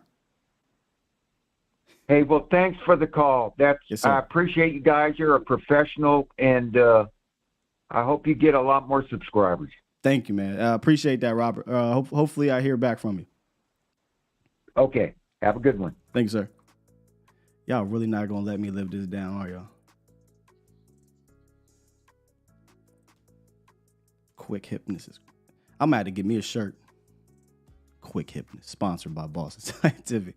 All right, we got 3 heavy hitters coming through here to end the show. We're going to get JR, Vash, Sky, Doc, and Los. What's good, JR? God, what's good, baby? What up with you? God, Talk to me. Hold on. Man, I'm at home because these kids done got me sick. You know what I'm saying? Already? But they ain't going to stop. Man, I can't believe it. You know what I'm saying? Goddamn, Lord, I can't talk about it. I don't know who listening on here. You know what I'm saying? If anybody listening on here who work with me, I am sick at home. Don't be reporting back to nobody about nothing. Yeah, we don't want no problems. We ain't trying to get JR fired, man. Man, I got kids and bills. You got kids and bills, boy. You gotta make some things happen. I want to shout out to y'all, man. Y'all, man, I was just randomly pulled up on the fan, and I heard the segment that y'all was coming in. Yeah. Oh my goodness, bruh. It was an all-stop in the house. I was helping with homework, you know what I'm saying? I was doing some stuff for the job. I saw everything shut down. Sky and Fox is on the radio. Oh man, and we pulled up. I want to give a shout out, you know what I'm saying, to A to Z Nation, the Vice Nation, because we all pulled up. We pulled up, we let them know we are here. You know what I'm saying, for all things volume, Vice Nation, A to Z, because you already know it ain't no better Cowboys coverage in the game if it ain't them two. If Scott and Fox is on the mic, your Cowboys coverage is gonna be all right. You know what I'm saying? That's it, baby. Now to get into it. Now, I know we talked about you know what I'm saying. We talking about Wanye versus Izzy. Yes. Now, talk to me. The number one thing that Izzy has over Wanye is regular season trust. Fair. Because of that alone, as great of a camp as Wanye been having, and he popped on film. You know what I'm saying? Under the lights. Oh my goodness. You know what I'm saying? But I don't think that's enough for him to usurp Izzy. Because the reason why, trust is everything. The other thing that I hold a claim to, Izzy 6'4", he's long, he's big. He could step into that role in the event that we lose Agent Zero. You see what I'm saying? He hasn't had to, but I think he plays as that insurance policy as well. So when we think about Izzy, as far as what he's done this preseason, there's an argument there. He probably is on the bubble, you know what I'm saying? But when we think about the sum total, I can't put a candlestick to it. Now, he got playoff, even better than regular season, right? He got the playoff experience. That's heavy. And again, I only wanted to have this conversation in the light of, do y'all understand where I'm coming from in the sense of possibly being on a bubble due to how other guys are stepping up? Not that Izzy's a bad player or Izzy didn't have a good performance in the playoffs last year. That's not really where I'm getting at. It's just that, you know, from a where do you fit standpoint, I think everybody else makes sense where Izzy doesn't make sense, but that's fine. That could be a superpower, right? Like, you can't put me in one spot. I can play multiple spots, and that allows me to be the versatile cat that you like to see in other guys. And honestly, everybody in that safety room really has that type of versatility. When you look at the big three, you look at Donald, all these guys have shown inbox stuff. They've shown coverage things. They've shown ability to blitz, and you've got to be versatile. So that'll definitely play in Izzy's favor. So, look, I am not saying he's going to get cut. I'm just saying when it comes to the bubble, I wonder if Izzy himself or if Dan Quinn or somebody, they want to see him have a good showing out there. Because I don't think he's going to play the whole game. I think he might give you like 20 snaps or so. But I wonder if they're going to say, all right, look, let's see what's going on with Izzy. And if he gets back on the right track, there's nothing to worry about. But if he goes out there and he's kind of looking a bit suspect again and Wanye continues to ball out, do they flip it and say, well, let's see if we can sneak Izzy through, keep Wanye? Or do they say we'll keep Izzy and try to sneak Wanye through? Because I don't see 6. Do you see 6? No, I can't. On paper, it look crazy. That's kind of hard, man. 6 is hard. I don't know how you do 6 safeties. We got need at linebacker. We have lost a valuable potential piece at linebacker, and we got unsurety with Cox.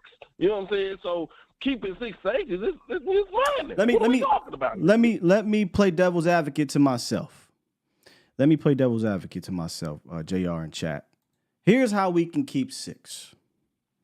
Because you're talking about the linebacker situation. You know, DQ gave Bell the call to do some more linebacker things. And we know that J-Ron goes down in the box. Dono goes down in the box. They could potentially say, and I'm not a fan of this because I like to go get me an actual linebacker, but they could potentially say, you know what, Brillo or Devin, Malik, one of y'all 3, we don't need it. We haven't seen it from y'all. We don't need you guys. We're just going to roll with Damone Clark, LVE, one of y'all, right? Know that if we need be, if we absolutely need to, Micah can do some of those things, and then we got a bunch of safeties that can masquerade as a linebacker. So they'll say we'll go 6 deep at safety and only 4 at linebacker. That could be another way you can sneak six on this roster. I would have been like, Scott, what you smoking, bro? But with Mozzie, with Big Bo, I believe they could do enough on the front side to keep those guys clean and they can go fly and make plays. That's possible. Fair. That's all I got. Scott. Hey, y'all know where it is. You know what I'm saying? A to Z is the place to be. You know why? Because you here, you ain't there. Where is there? Anywhere else that ain't here. So hit that like because we need to get them up. Go on and subscribe. Share this out. If you believe in this, if you feel this, if this is where your home is, rap it to the fullest, baby. A to Z. Did he just hit us with... Shouts out to JR, man. Always with the fire. When I tell y'all, this is not a bit. JR came to our game day live, last year, maybe 2 years ago. Can't remember, JR. And boy, he was on fire. You would have thought he was working for A to Z the way he was getting people involved and watching the show and passing out the koozies and all that. It was pretty dope to see, man. I appreciate you, JR. You've been day one. A1 day one. What y'all think about that? Going extremely light at linebacker. I don't like it because a guy like LVE is a hurt guy.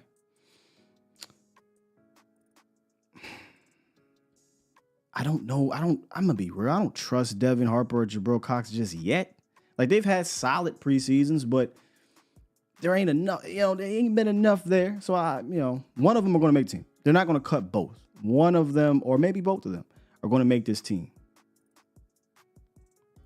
And I'm just not a fan of putting a 200-pound safety in full-time linebacker role if something were to happen to any of the other guys. But if it's one of those big nickel, big dime situations, no problem. It is what it is. Overhang where you're kind of protecting him, with your formation, your alignment, fine. But that could be another way. Maybe they go to Devin. Maybe they go to Brillo and say, look, we're going to cut you. If you get through, we'll bring you back. But the Overshown injury definitely makes things really weird at that position. Because you could say, all right, top 3 linebackers, we straight. Overshown, Damone Clark, LVE, right? We good to go. We just got to figure out the last 2 and we go 5 deep, standard 5 linebackers. Let's roll. If you want 5 linebackers now, you're talking about your backups being Brillo, Devin Harper, Malik Jefferson. I'm going to call Rashaan Evans, or I'm going to call somebody else. I'm bringing somebody else in here. I don't, that room to me behind the top 2 got even more suspect. So just having these conversations. All right, let's get to Doc.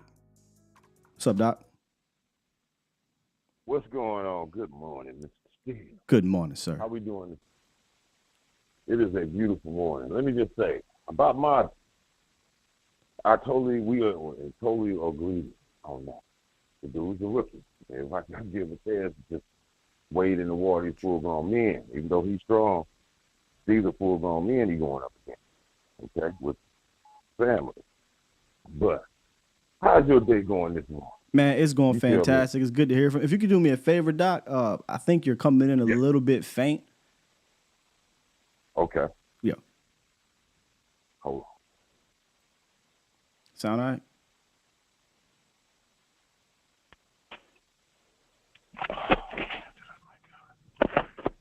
Oh, man. You good right there. Whatever you doing right there, Doc. Oh, Doc, I hung up on. Come back through, Doc. I got you, Doc. Come on back through. It felt like it was faint to me, so that's why I did that. Now I don't know if this is Doc or not. Might be calling on a different phone. So 240, when I answer this, if you ain't Doc, I got to go to Los because Los is up there. 240, who this? Gotcha. Yeah. All right. I'm put you on pause real quick. Let's get Los and give Doc a shot to come back up in here. What's good, Los? Hey, good morning, Scott. Hope you're having a good one. So I'll make a quick hitter note real quick. Hey, let's just come out this last preseason game without any more injuries, right?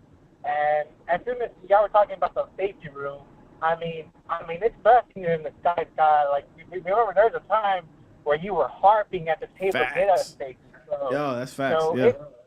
So it's a blessing in the sky. So whoever does not make this team, you know, I'm pretty sure, like the other caller said, that doesn't mean that his football season's over. It just means how deep you are on defense. Like everybody says, and I do expect this defense to, no matter what, make adjustments to whatever pieces we do need. Because if there's one defense that can do it and a coach that can do it, it's Dan Quinn. And that's all I got. I mean, as long as we have Dan Quinn on the field in our team, I trust no matter what we do on defense, and our season will be gold. I mean, that's totally fair.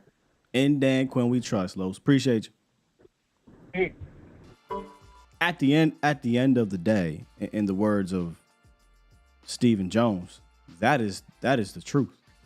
You know, it's Dan Quinn. So, you know, we quabbling and squibbling and whatever over the sixth safety. He said two true things there. There was a point in time we ain't know if we had two. We talking about six, right? Number one. And then number two, and somebody mentioned this earlier in the chat about like coaching and stuff and mattering and concepts and schemes and yada, yada, yada. Getting the best out of your players due to coaching. That is quite literally what Dan Quinn does. So honestly, whether he decides to go with 5 safeties or 6, whether he goes with 4 linebackers or 5, he has built up enough on his resume in Dallas alone to say, in Dan Quinn, I trust.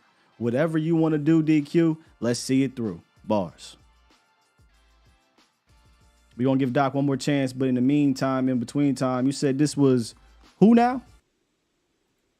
Yeah, it's Klebo. What's up, Sky? Klebo. Let me put you in here, Klebo. I thought I had you saved. What's good, brother? Ain't nothing, man. Just 2 quick things, man. I caught the beginning of this show, then I had to take my girls to school, so I missed most of it. I'm just calling it now. But one thing, just to prove that, you know what I mean, like when it comes to coaching or quarterback play, whatever you want to call it, it all boils down to success. You know what I'm saying? Whether if you're successful or not. And the reason I'm saying that is because earlier, a couple of callers had called in about that one drive when everybody was like with the play action, the rollout play action, there was some great play calling and stuff. Yeah. I remember specifically when I was watching that game, and you probably remember too, that whole drive, they threw the ball every single down until they ran it with Deuce.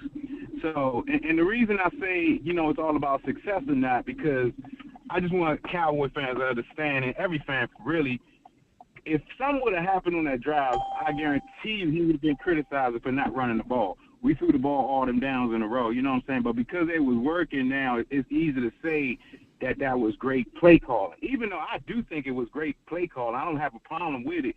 But I just know, like, it's times to where, like I said, if something bad would have happened, it would have been all over the, like, dang, he's passing too much or he's not running the ball, you know what I'm saying? So, well, I would look at it this way, Klebo. It's not always the end result. It's the kind of the process for me. It wasn't like he was in shotgun and he was just out there, just drop back, 7-step drops or whatever, and waiting for people to get open deep downfield. There was a purpose into the throwing the ball. It was under center. It was this all looks the same. This looks like a run, boom, pulls it out, and we're dumping it off. This was I don't think anybody, even if he throws an incomplete pass, you know, play action passing and getting easy looks like that is what you want. So he got wide open guys every single time. So it's kind of hard to really argue with it. And I think that drive in general was a drive where he said, well, let me see something real quick, right? Let me see how we can build off this play action thing. And it worked. He did play action. They get down to the goal line. What do you think is going to happen next, right? Oh, here comes another play action. Nope. Deuce Vaughn for a touchdown. So I think there was a purpose. There was a rhyme and reason to what he was doing. So, and that's why I tried to caution people. When Mike McCarthy came out and said, oh, yeah, I want to run the ball, I'm like, y'all, he's not about to run this ball 40 times a game.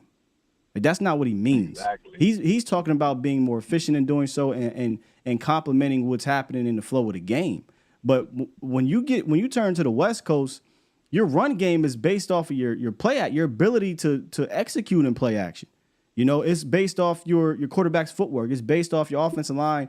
In this case, it looks like we're going to be doing a lot of different outside zone things, but executing in that manner. They're not going to be running the ball in the same way the Tennessee Titans are, in the same way the Bears are. You know what I'm saying? They're running the ball to set up that play action, to set up the deep ball, and that's how it's going to go. So, I didn't mind this drive. It's on the screen now. I agree with you 100% with what you're saying, and that's how I looked at it too. Because I really look at football because I used to coach as well. You know what I'm saying? So to me, coaching is strategic. It's like chess. You know what I'm saying? So I agree exactly with what you're saying. You know, but I'm just thinking like a casual, average fan who doesn't really examine and look at football like dissecting it that much. They'll just look at pass.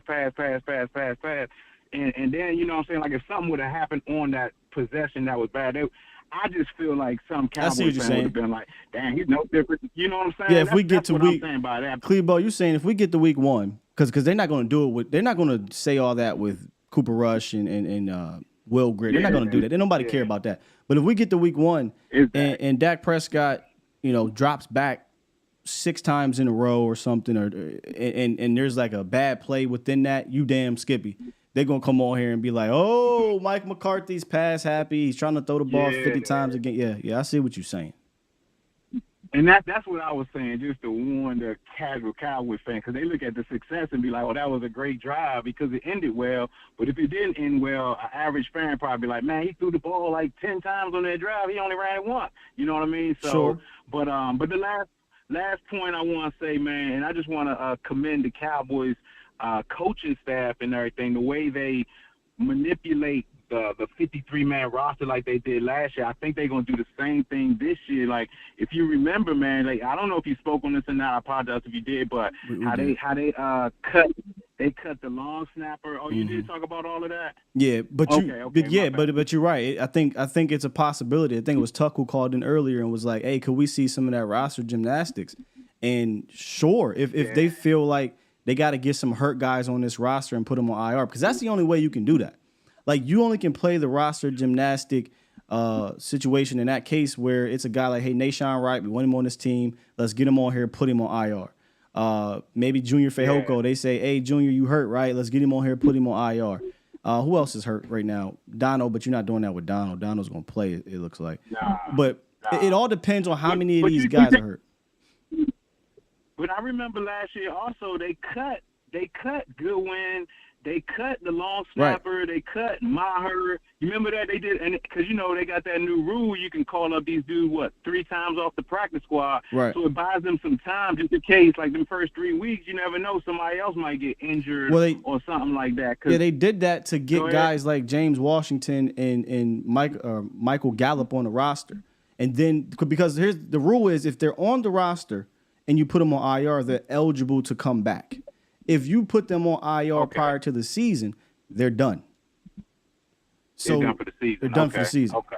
Yeah, so that's why you saw some of these roster gymnastics, and there were some other guys they did that with as well. But I don't know how many of those are going to happen. I don't know. There's not that many. The dudes that are out are out. DeMarvion Overshown's done. You know, he's ACL. He's not coming back this year. Durden is done. Stevens is done. These guys don't need to get sneak on a roster. The other instance to do that for as well is a guy like you said, Sean McEwen. You can technically cut Sean McEwen and then say, hey, look, we're going to see what happens over the next 3 weeks, because I guarantee you they're carrying 4 every game. Like, they're not going to carry 3 tight ends every game. They play too much 12 to do that. So Sean McEwen, McEwen just gets called up 3 games in a row. And if they have to make a move after that 3rd game, then they evaluate it and say, hey, Josh Ball, or hey, whoever the 6th corner or 6th safety is, or whoever the 5th linebacker is, they make that decision. But it's not too many hurt guys they got to make that move for. It's likely going to be, do we want Isaiah Land on it? Do we want Wanye? Do we not want to risk these guys going to waiver wire? Like Quentin Bohanna, because that was going to be the last thing, and I just wanted to ask you this question. This is the last question for you, because I was looking at the Packers when they won the Super Bowl with McCarthy.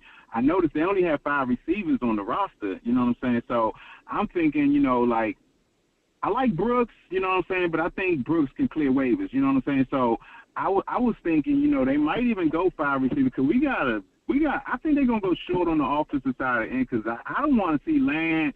I want to keep Land and Big Bo, and I want to keep Wanye, man, and that's going to be tough, man. So we're going to have to shorten up. Like, I don't know if they're going to keep 9 offensive linemen. I mean, I doubt if they carry 10, but I hope they only keep, 9 offensive linemen. And I'm thinking, man, maybe even keeping just 5 receivers, man. What you think about that? And then I'm going to get off the line, man, but I appreciate you, Scott. Yes, sir. It's our guy, Clebo. I mean, in a normal world, I wouldn't really be fighting for a 7th round pick that much. You would think, yeah, I can clear him through waivers and let's go.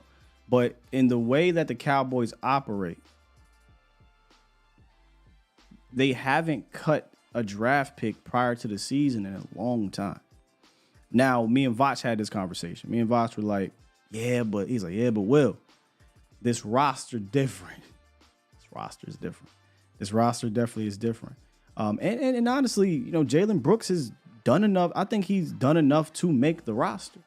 Now, though, it's about, Jalen Brooks versus Isaiah Land, Jalen Brooks versus whomever, right? So in a different world, I'd probably be like, Jalen Brooks should cut him, run with 5. But they like to carry 6. They usually do. And he is a draft pick. Draft and develop is a thing.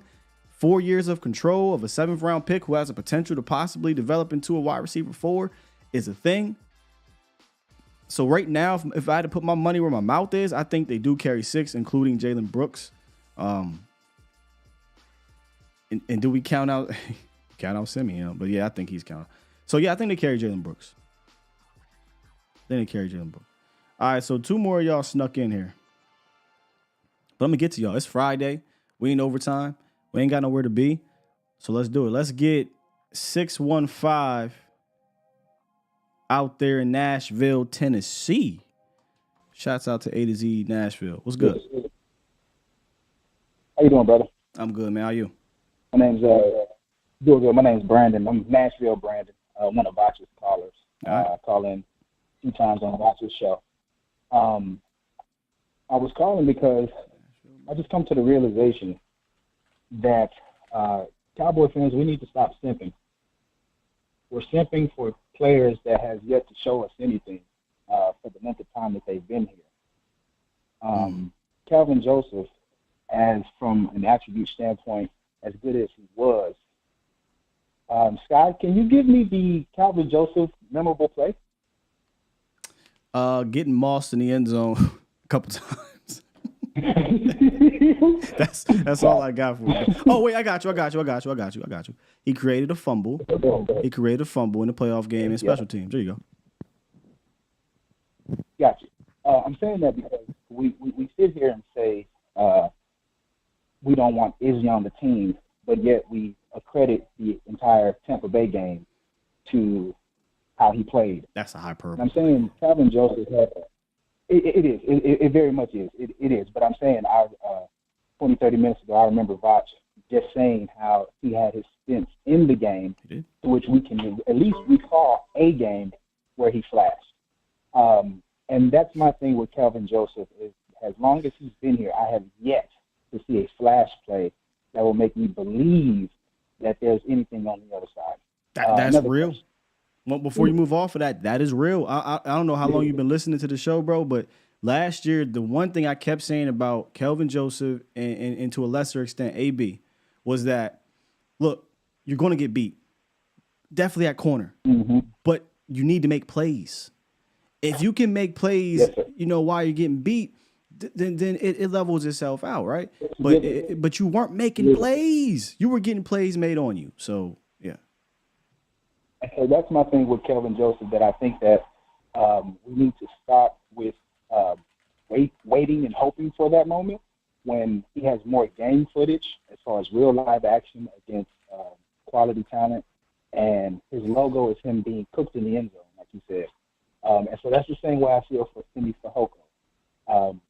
I think we're waiting for that moment, when I would say that the Brooks kid, 83, has shown more pop in this training camp and preseason than I've seen of all of Hooker's career.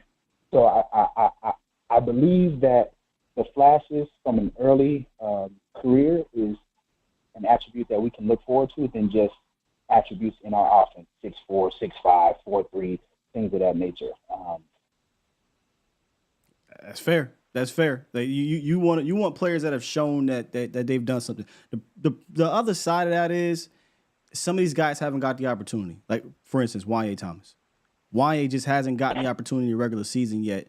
And do you risk the chance of saying, yeah, he hadn't played, but he's playing well in preseason. He's playing well in camp.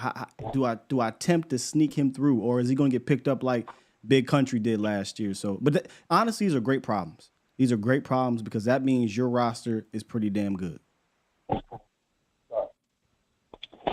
No, you're right. And also, it's the same for Eric Scott. You know, low draft pick, first time in live action, live bullets, interception. So I don't think we need to sit around and wait because if a player is good, he's going to show that he's good. And I don't think there's anything that can doubt that. I know we have our reserves for Mozzie Smith, but if you watch the film, there's spurts where he's actually going at the face of the offensive lineman. So, yeah, that's all I have. Yeah. Us as Cowboys fans, bro, we are really, really, really spoiled for the work that y'all do, man. I go listen to I live in Nashville, and I listen to the Titans podcast and online, bro, trash.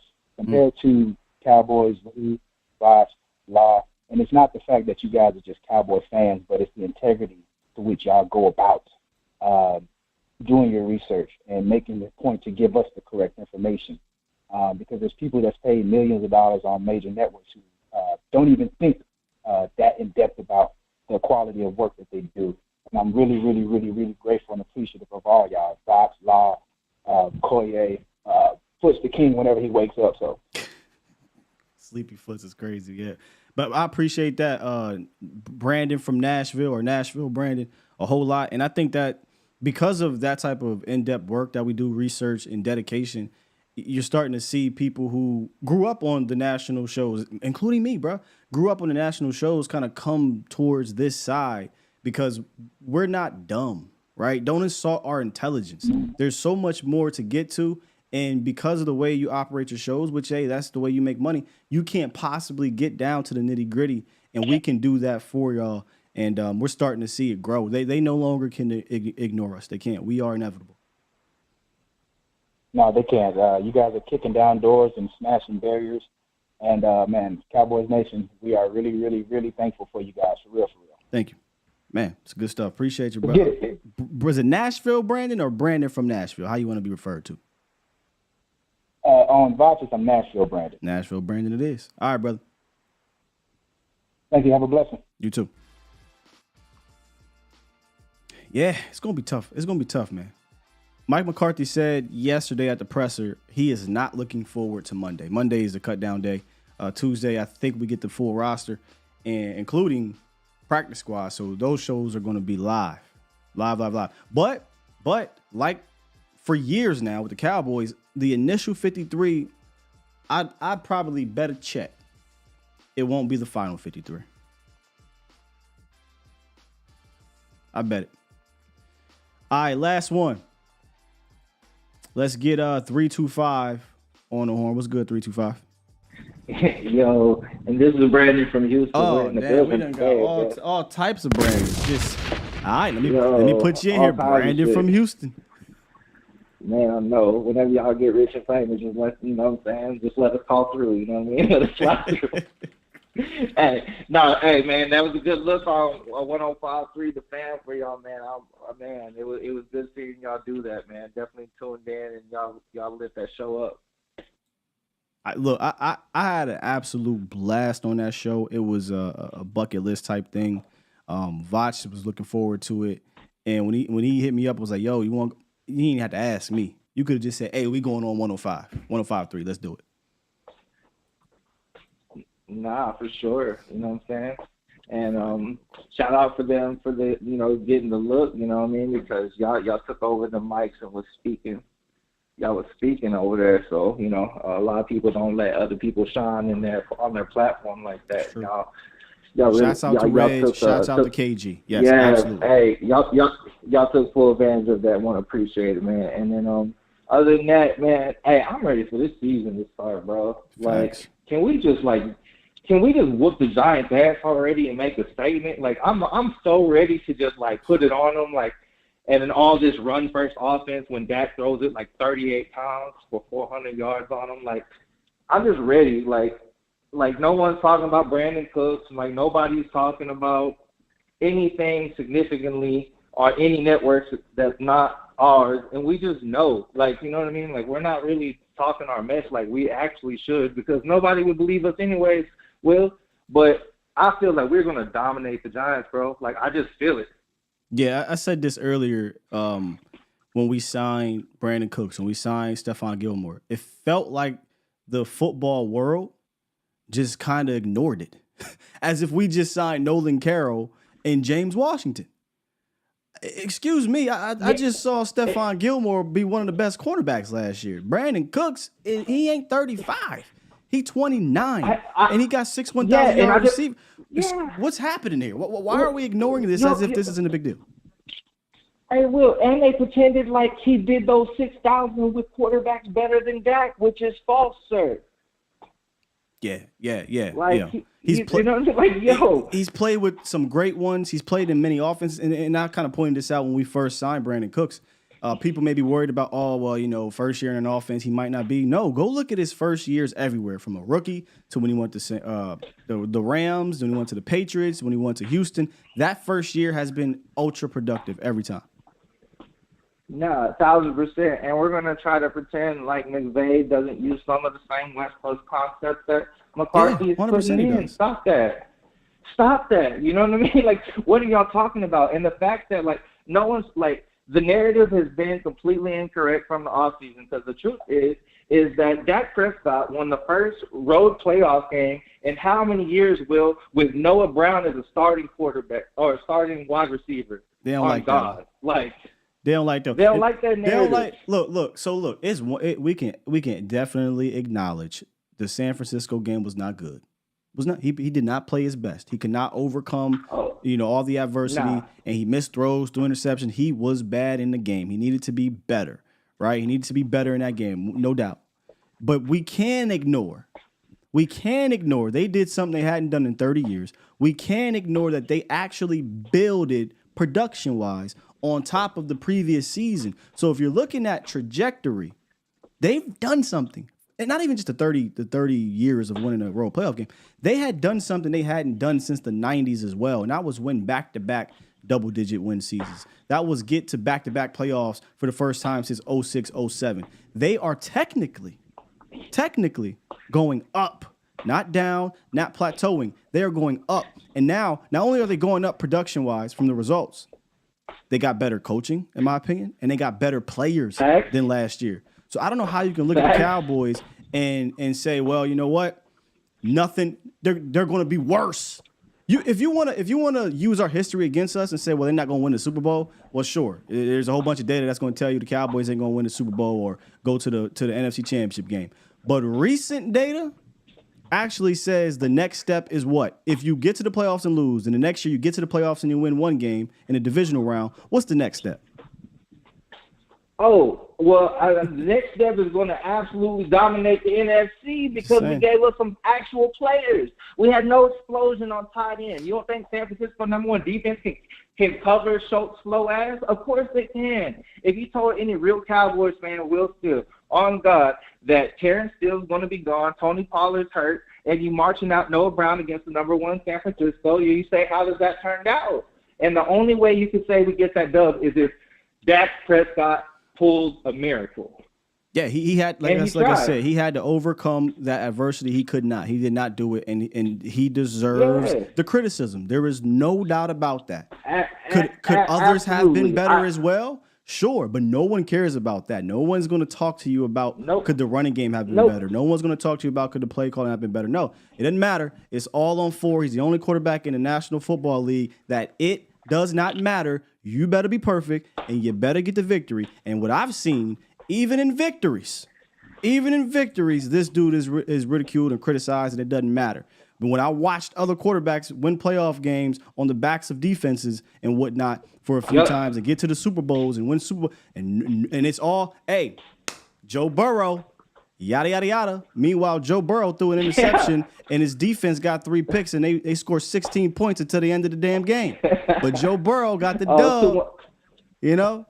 Hey, Joe Burrow barely beat Tyler Huntley, but Joe Burrow got the dub. You know, Josh Allen leads the league in turnovers.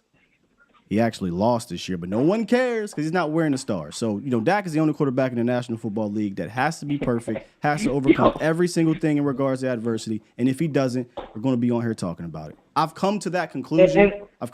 Right. And so, like, I feel like I live in this alternate universe where, like, I'm sitting here and I'm like, of course Dak is the number 1 quarterback in the NFC. Like, what are y'all? Wait, what? Like, how many times? Like, let's just talk about throwing touchdowns. Isn't that an important quarterback metric? Will, like, throwing touchdowns? Like, how many? You know what I mean? Like, isn't that something cool? Because I seen Dak throw 37 of them boys. You know what I mean? Like with Cedric Wilson. Right. With Cedric Wilson, dog. With Cedric Wilson. He's got so many people fucking paid. He's got more people paid than Jerry West, bro. Jesus.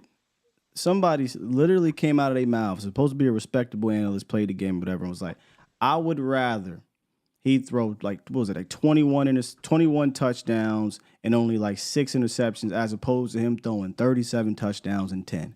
I said, y'all out y'all rabbit ass mind. You out your mind. Stop trying to put a number. I saw that too. Stop trying to put a number to this guy. This guy has done all the numbers. It is one thing and one thing only. Hold on. That you need to talk about when it comes to him because he can put up the numbers. He can take care of the ball. He can do this. He can make plays. He can look like everybody else. All you need him to do is finish. That's all y'all really want to see him do. That's it. Because let me tell you something right now. If he goes out there, throws for 450 yards, 4 touchdowns, 78% completion, gets the lead, they're up 38-35, and the defense goes up and gives a touchdown, guess what they're going to say? Dak Prescott wasn't good enough.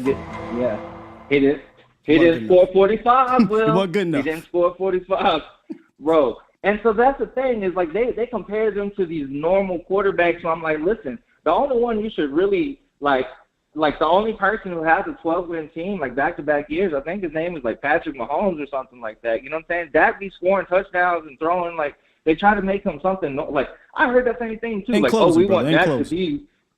Yeah, I got to close. Anyways, I'm just lit today, and I'm ready to whoop the Giants. We're going to destroy them, Will. We have the best content creators in the business. We got some of the most rabid fans in the business. And y'all better not let us win a Super Bowl because, on God, y'all don't have enough jail cells to hold us. It's at the point now, and I'm going to let you go on that one, B. Appreciate you. That's Brandon from Houston, y'all. Hey, have a good one, man. It's at the point now. It ain't even the rival fans no more. It ain't. Except for my people I know. I ain't going to lie to you. People I know, it's a wrap. I'm coming for your mother. I'm coming for Cowboy fans. Let it happen. Oh, let it happen. I'm coming for Cowboy because it's crazy how y'all be acting up in here. Not y'all here, but, you know, around the world. And not just with Dak, but with Mike or with other players as well. Y'all be acting out your minds as if y'all don't see what's going on around this league. And what these players or Mike McCarthy himself have to deal with. Talking about the guy up top. Or ignoring completely that your front office was not doing things that needed to be done to get you to places you ain't been in 30 years. Meanwhile, the rest of the league is doing it. Yeah, the subscriber count won't go down after that one. Unfiltered Sky for show. Matter of fact, I might have to go live at midnight. A to Z after dark. Put the kids to bed. Heads in bed. A whole lot of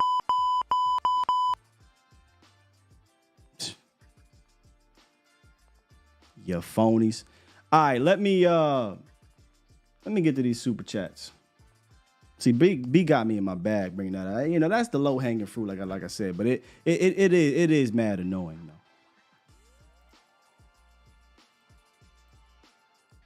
Angry Brandon is Angry Brandon.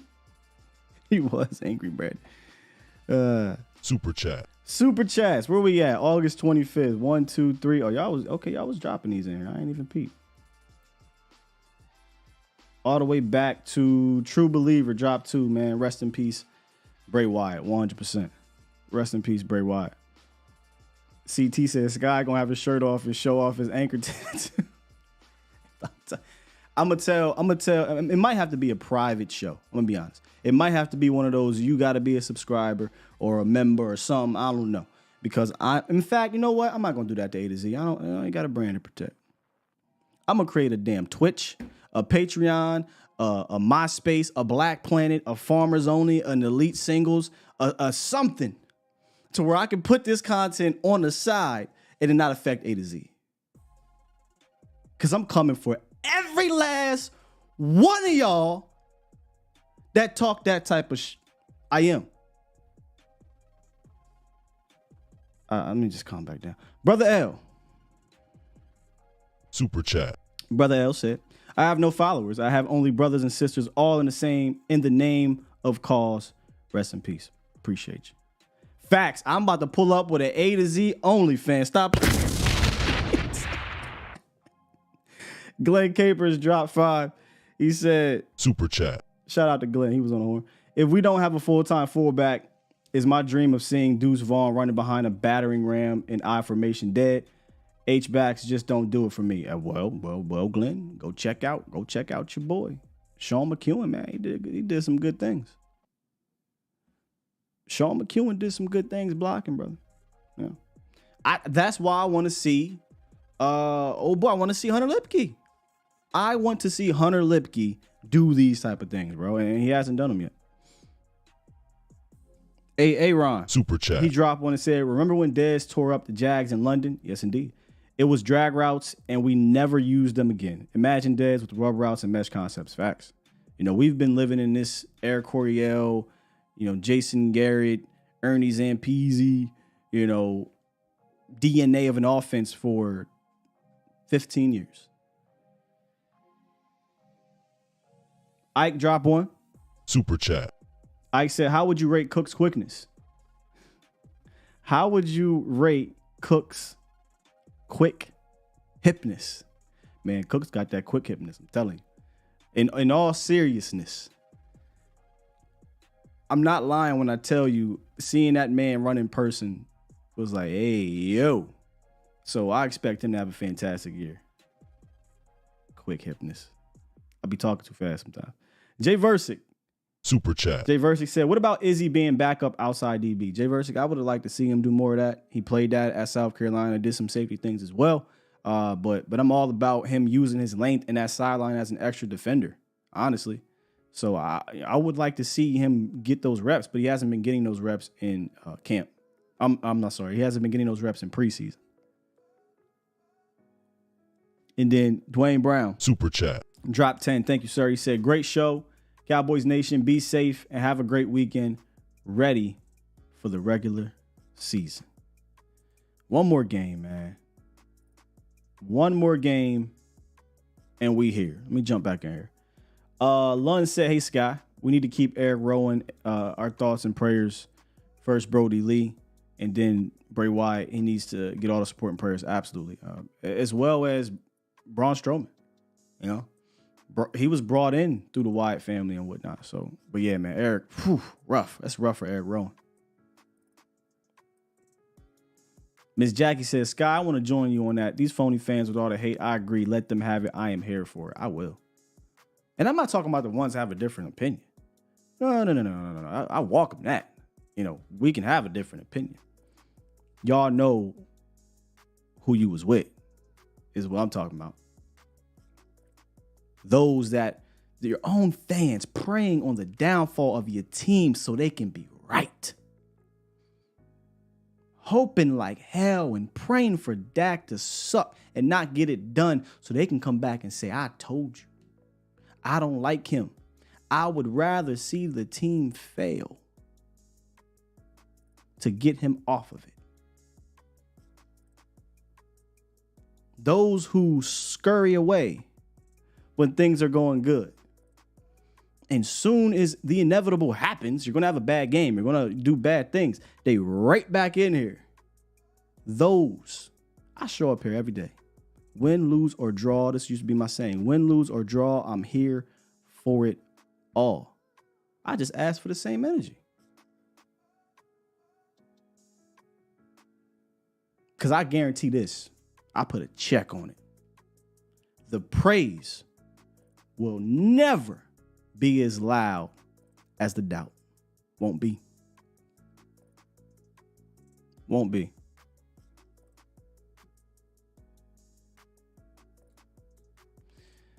All right, okay, one more came through. Drummer Cam.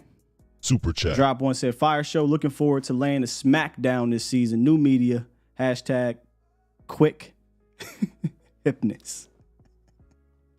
Y'all better leave me alone, man. Leave me alone. Like the rats they are. Yeah, facts. Absolutely. And you know what's crazy? Shaq, they not even fair weather. I could deal with fair weather fans. Fair weather fans, they show up when things are good, you know, and they speak on, they pumping their chest out when things are good. They the opposite. What's the opposite of fair weather? Is there a word for that? There are real Cowboy fans like this, and we in overtime, so I'm just venting now. There are real Cowboy fans who literally don't show up when things are good. They right back here when things are bad. I would much rather it be fair weather. It's weird, man. It's weird. I'm tired of these motherfucking Brandons on this motherfucking plane. We foul weather. Come on, brother L. Come on, man. I like that one. Foul weather friend. Like I'm not lying, right? Casuals. Okay, that makes sense, Jay. That could be a thing too. There has to be a word for that. And I'm sure the Cowboys fan base ain't the only one that deal with that, but we, you know, it's our fan base. That's the one I'm most in touch with. That's the one I have the pulse of the nation with. And there, whatever that word is, there are them. I rest my case. Man, good stuff today on this Friday. Definitely went extra long, but it's all good. We got next week, we'll review the game tomorrow. There will be cuts probably happening during our show, so there, you might hear this button get pressed a bunch of times. Might be a whole bunch of that. And we'll be talking about those who made the team, the initial 53, possibly not the final 53. And then probably start doing prep. Nah, we'll do prep the week of the game. We'll save that. We'll save that content, right? So we'll just talk about the roster. We'll talk about, maybe we'll do some not preseason, but some predictions, some bold predictions. Have fun with it a little bit. I'm not really into the crazy things, but you know, we can have a little fun with it. But next week's going to be fun because we'll have the roster set, we'll have the preseason game, and then the following Monday we will start the prep for the Giants game. If you guys are new here and don't know how that works, I'll go into more detail about our regular season schedule, but it's going to be fire. It's going to be fire. We'll talk about the Giants offense against the Cowboys defense, Giants defense, the Cowboys offense, special teams. We'll have, it'll be, I like to think the way we structure our shows during the season, during the week is some of the best out there. I do like to think that. I do like to think that. You're going to get something from this about the opposing team and about your own team going into that game. And then we're going to have Game Day Live, baby. Trades. Real quick on the way out, Shunda said, let's talk trades. Like our trade, like the trades that's going down, or you want the Cowboys, who the Cowboys should trade for? Uh-oh. So we do got breaking news.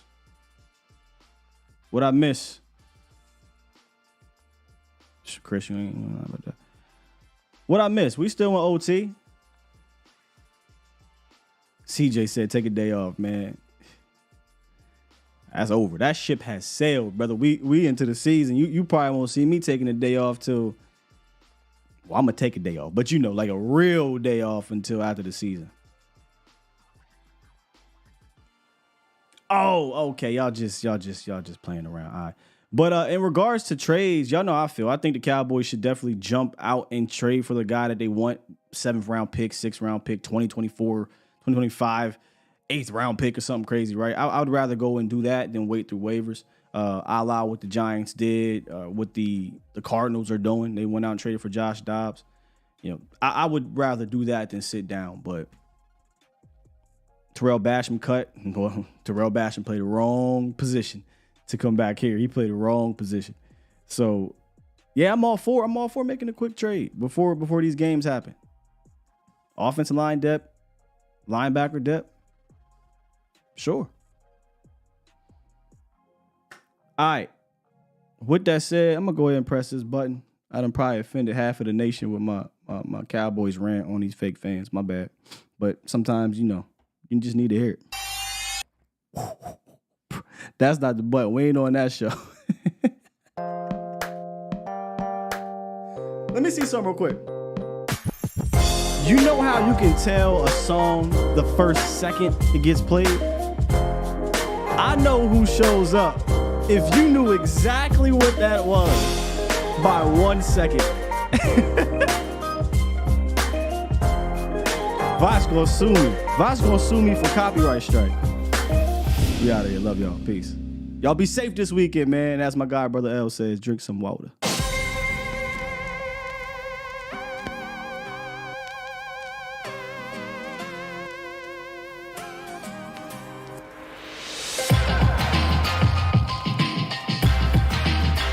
Damn, Swain, I forgot to get that button.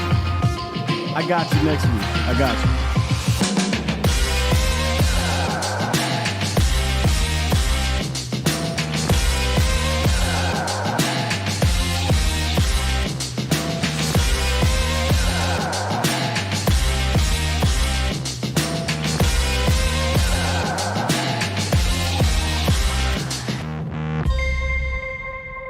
I ain't scared of you, mother. Bomb Squad!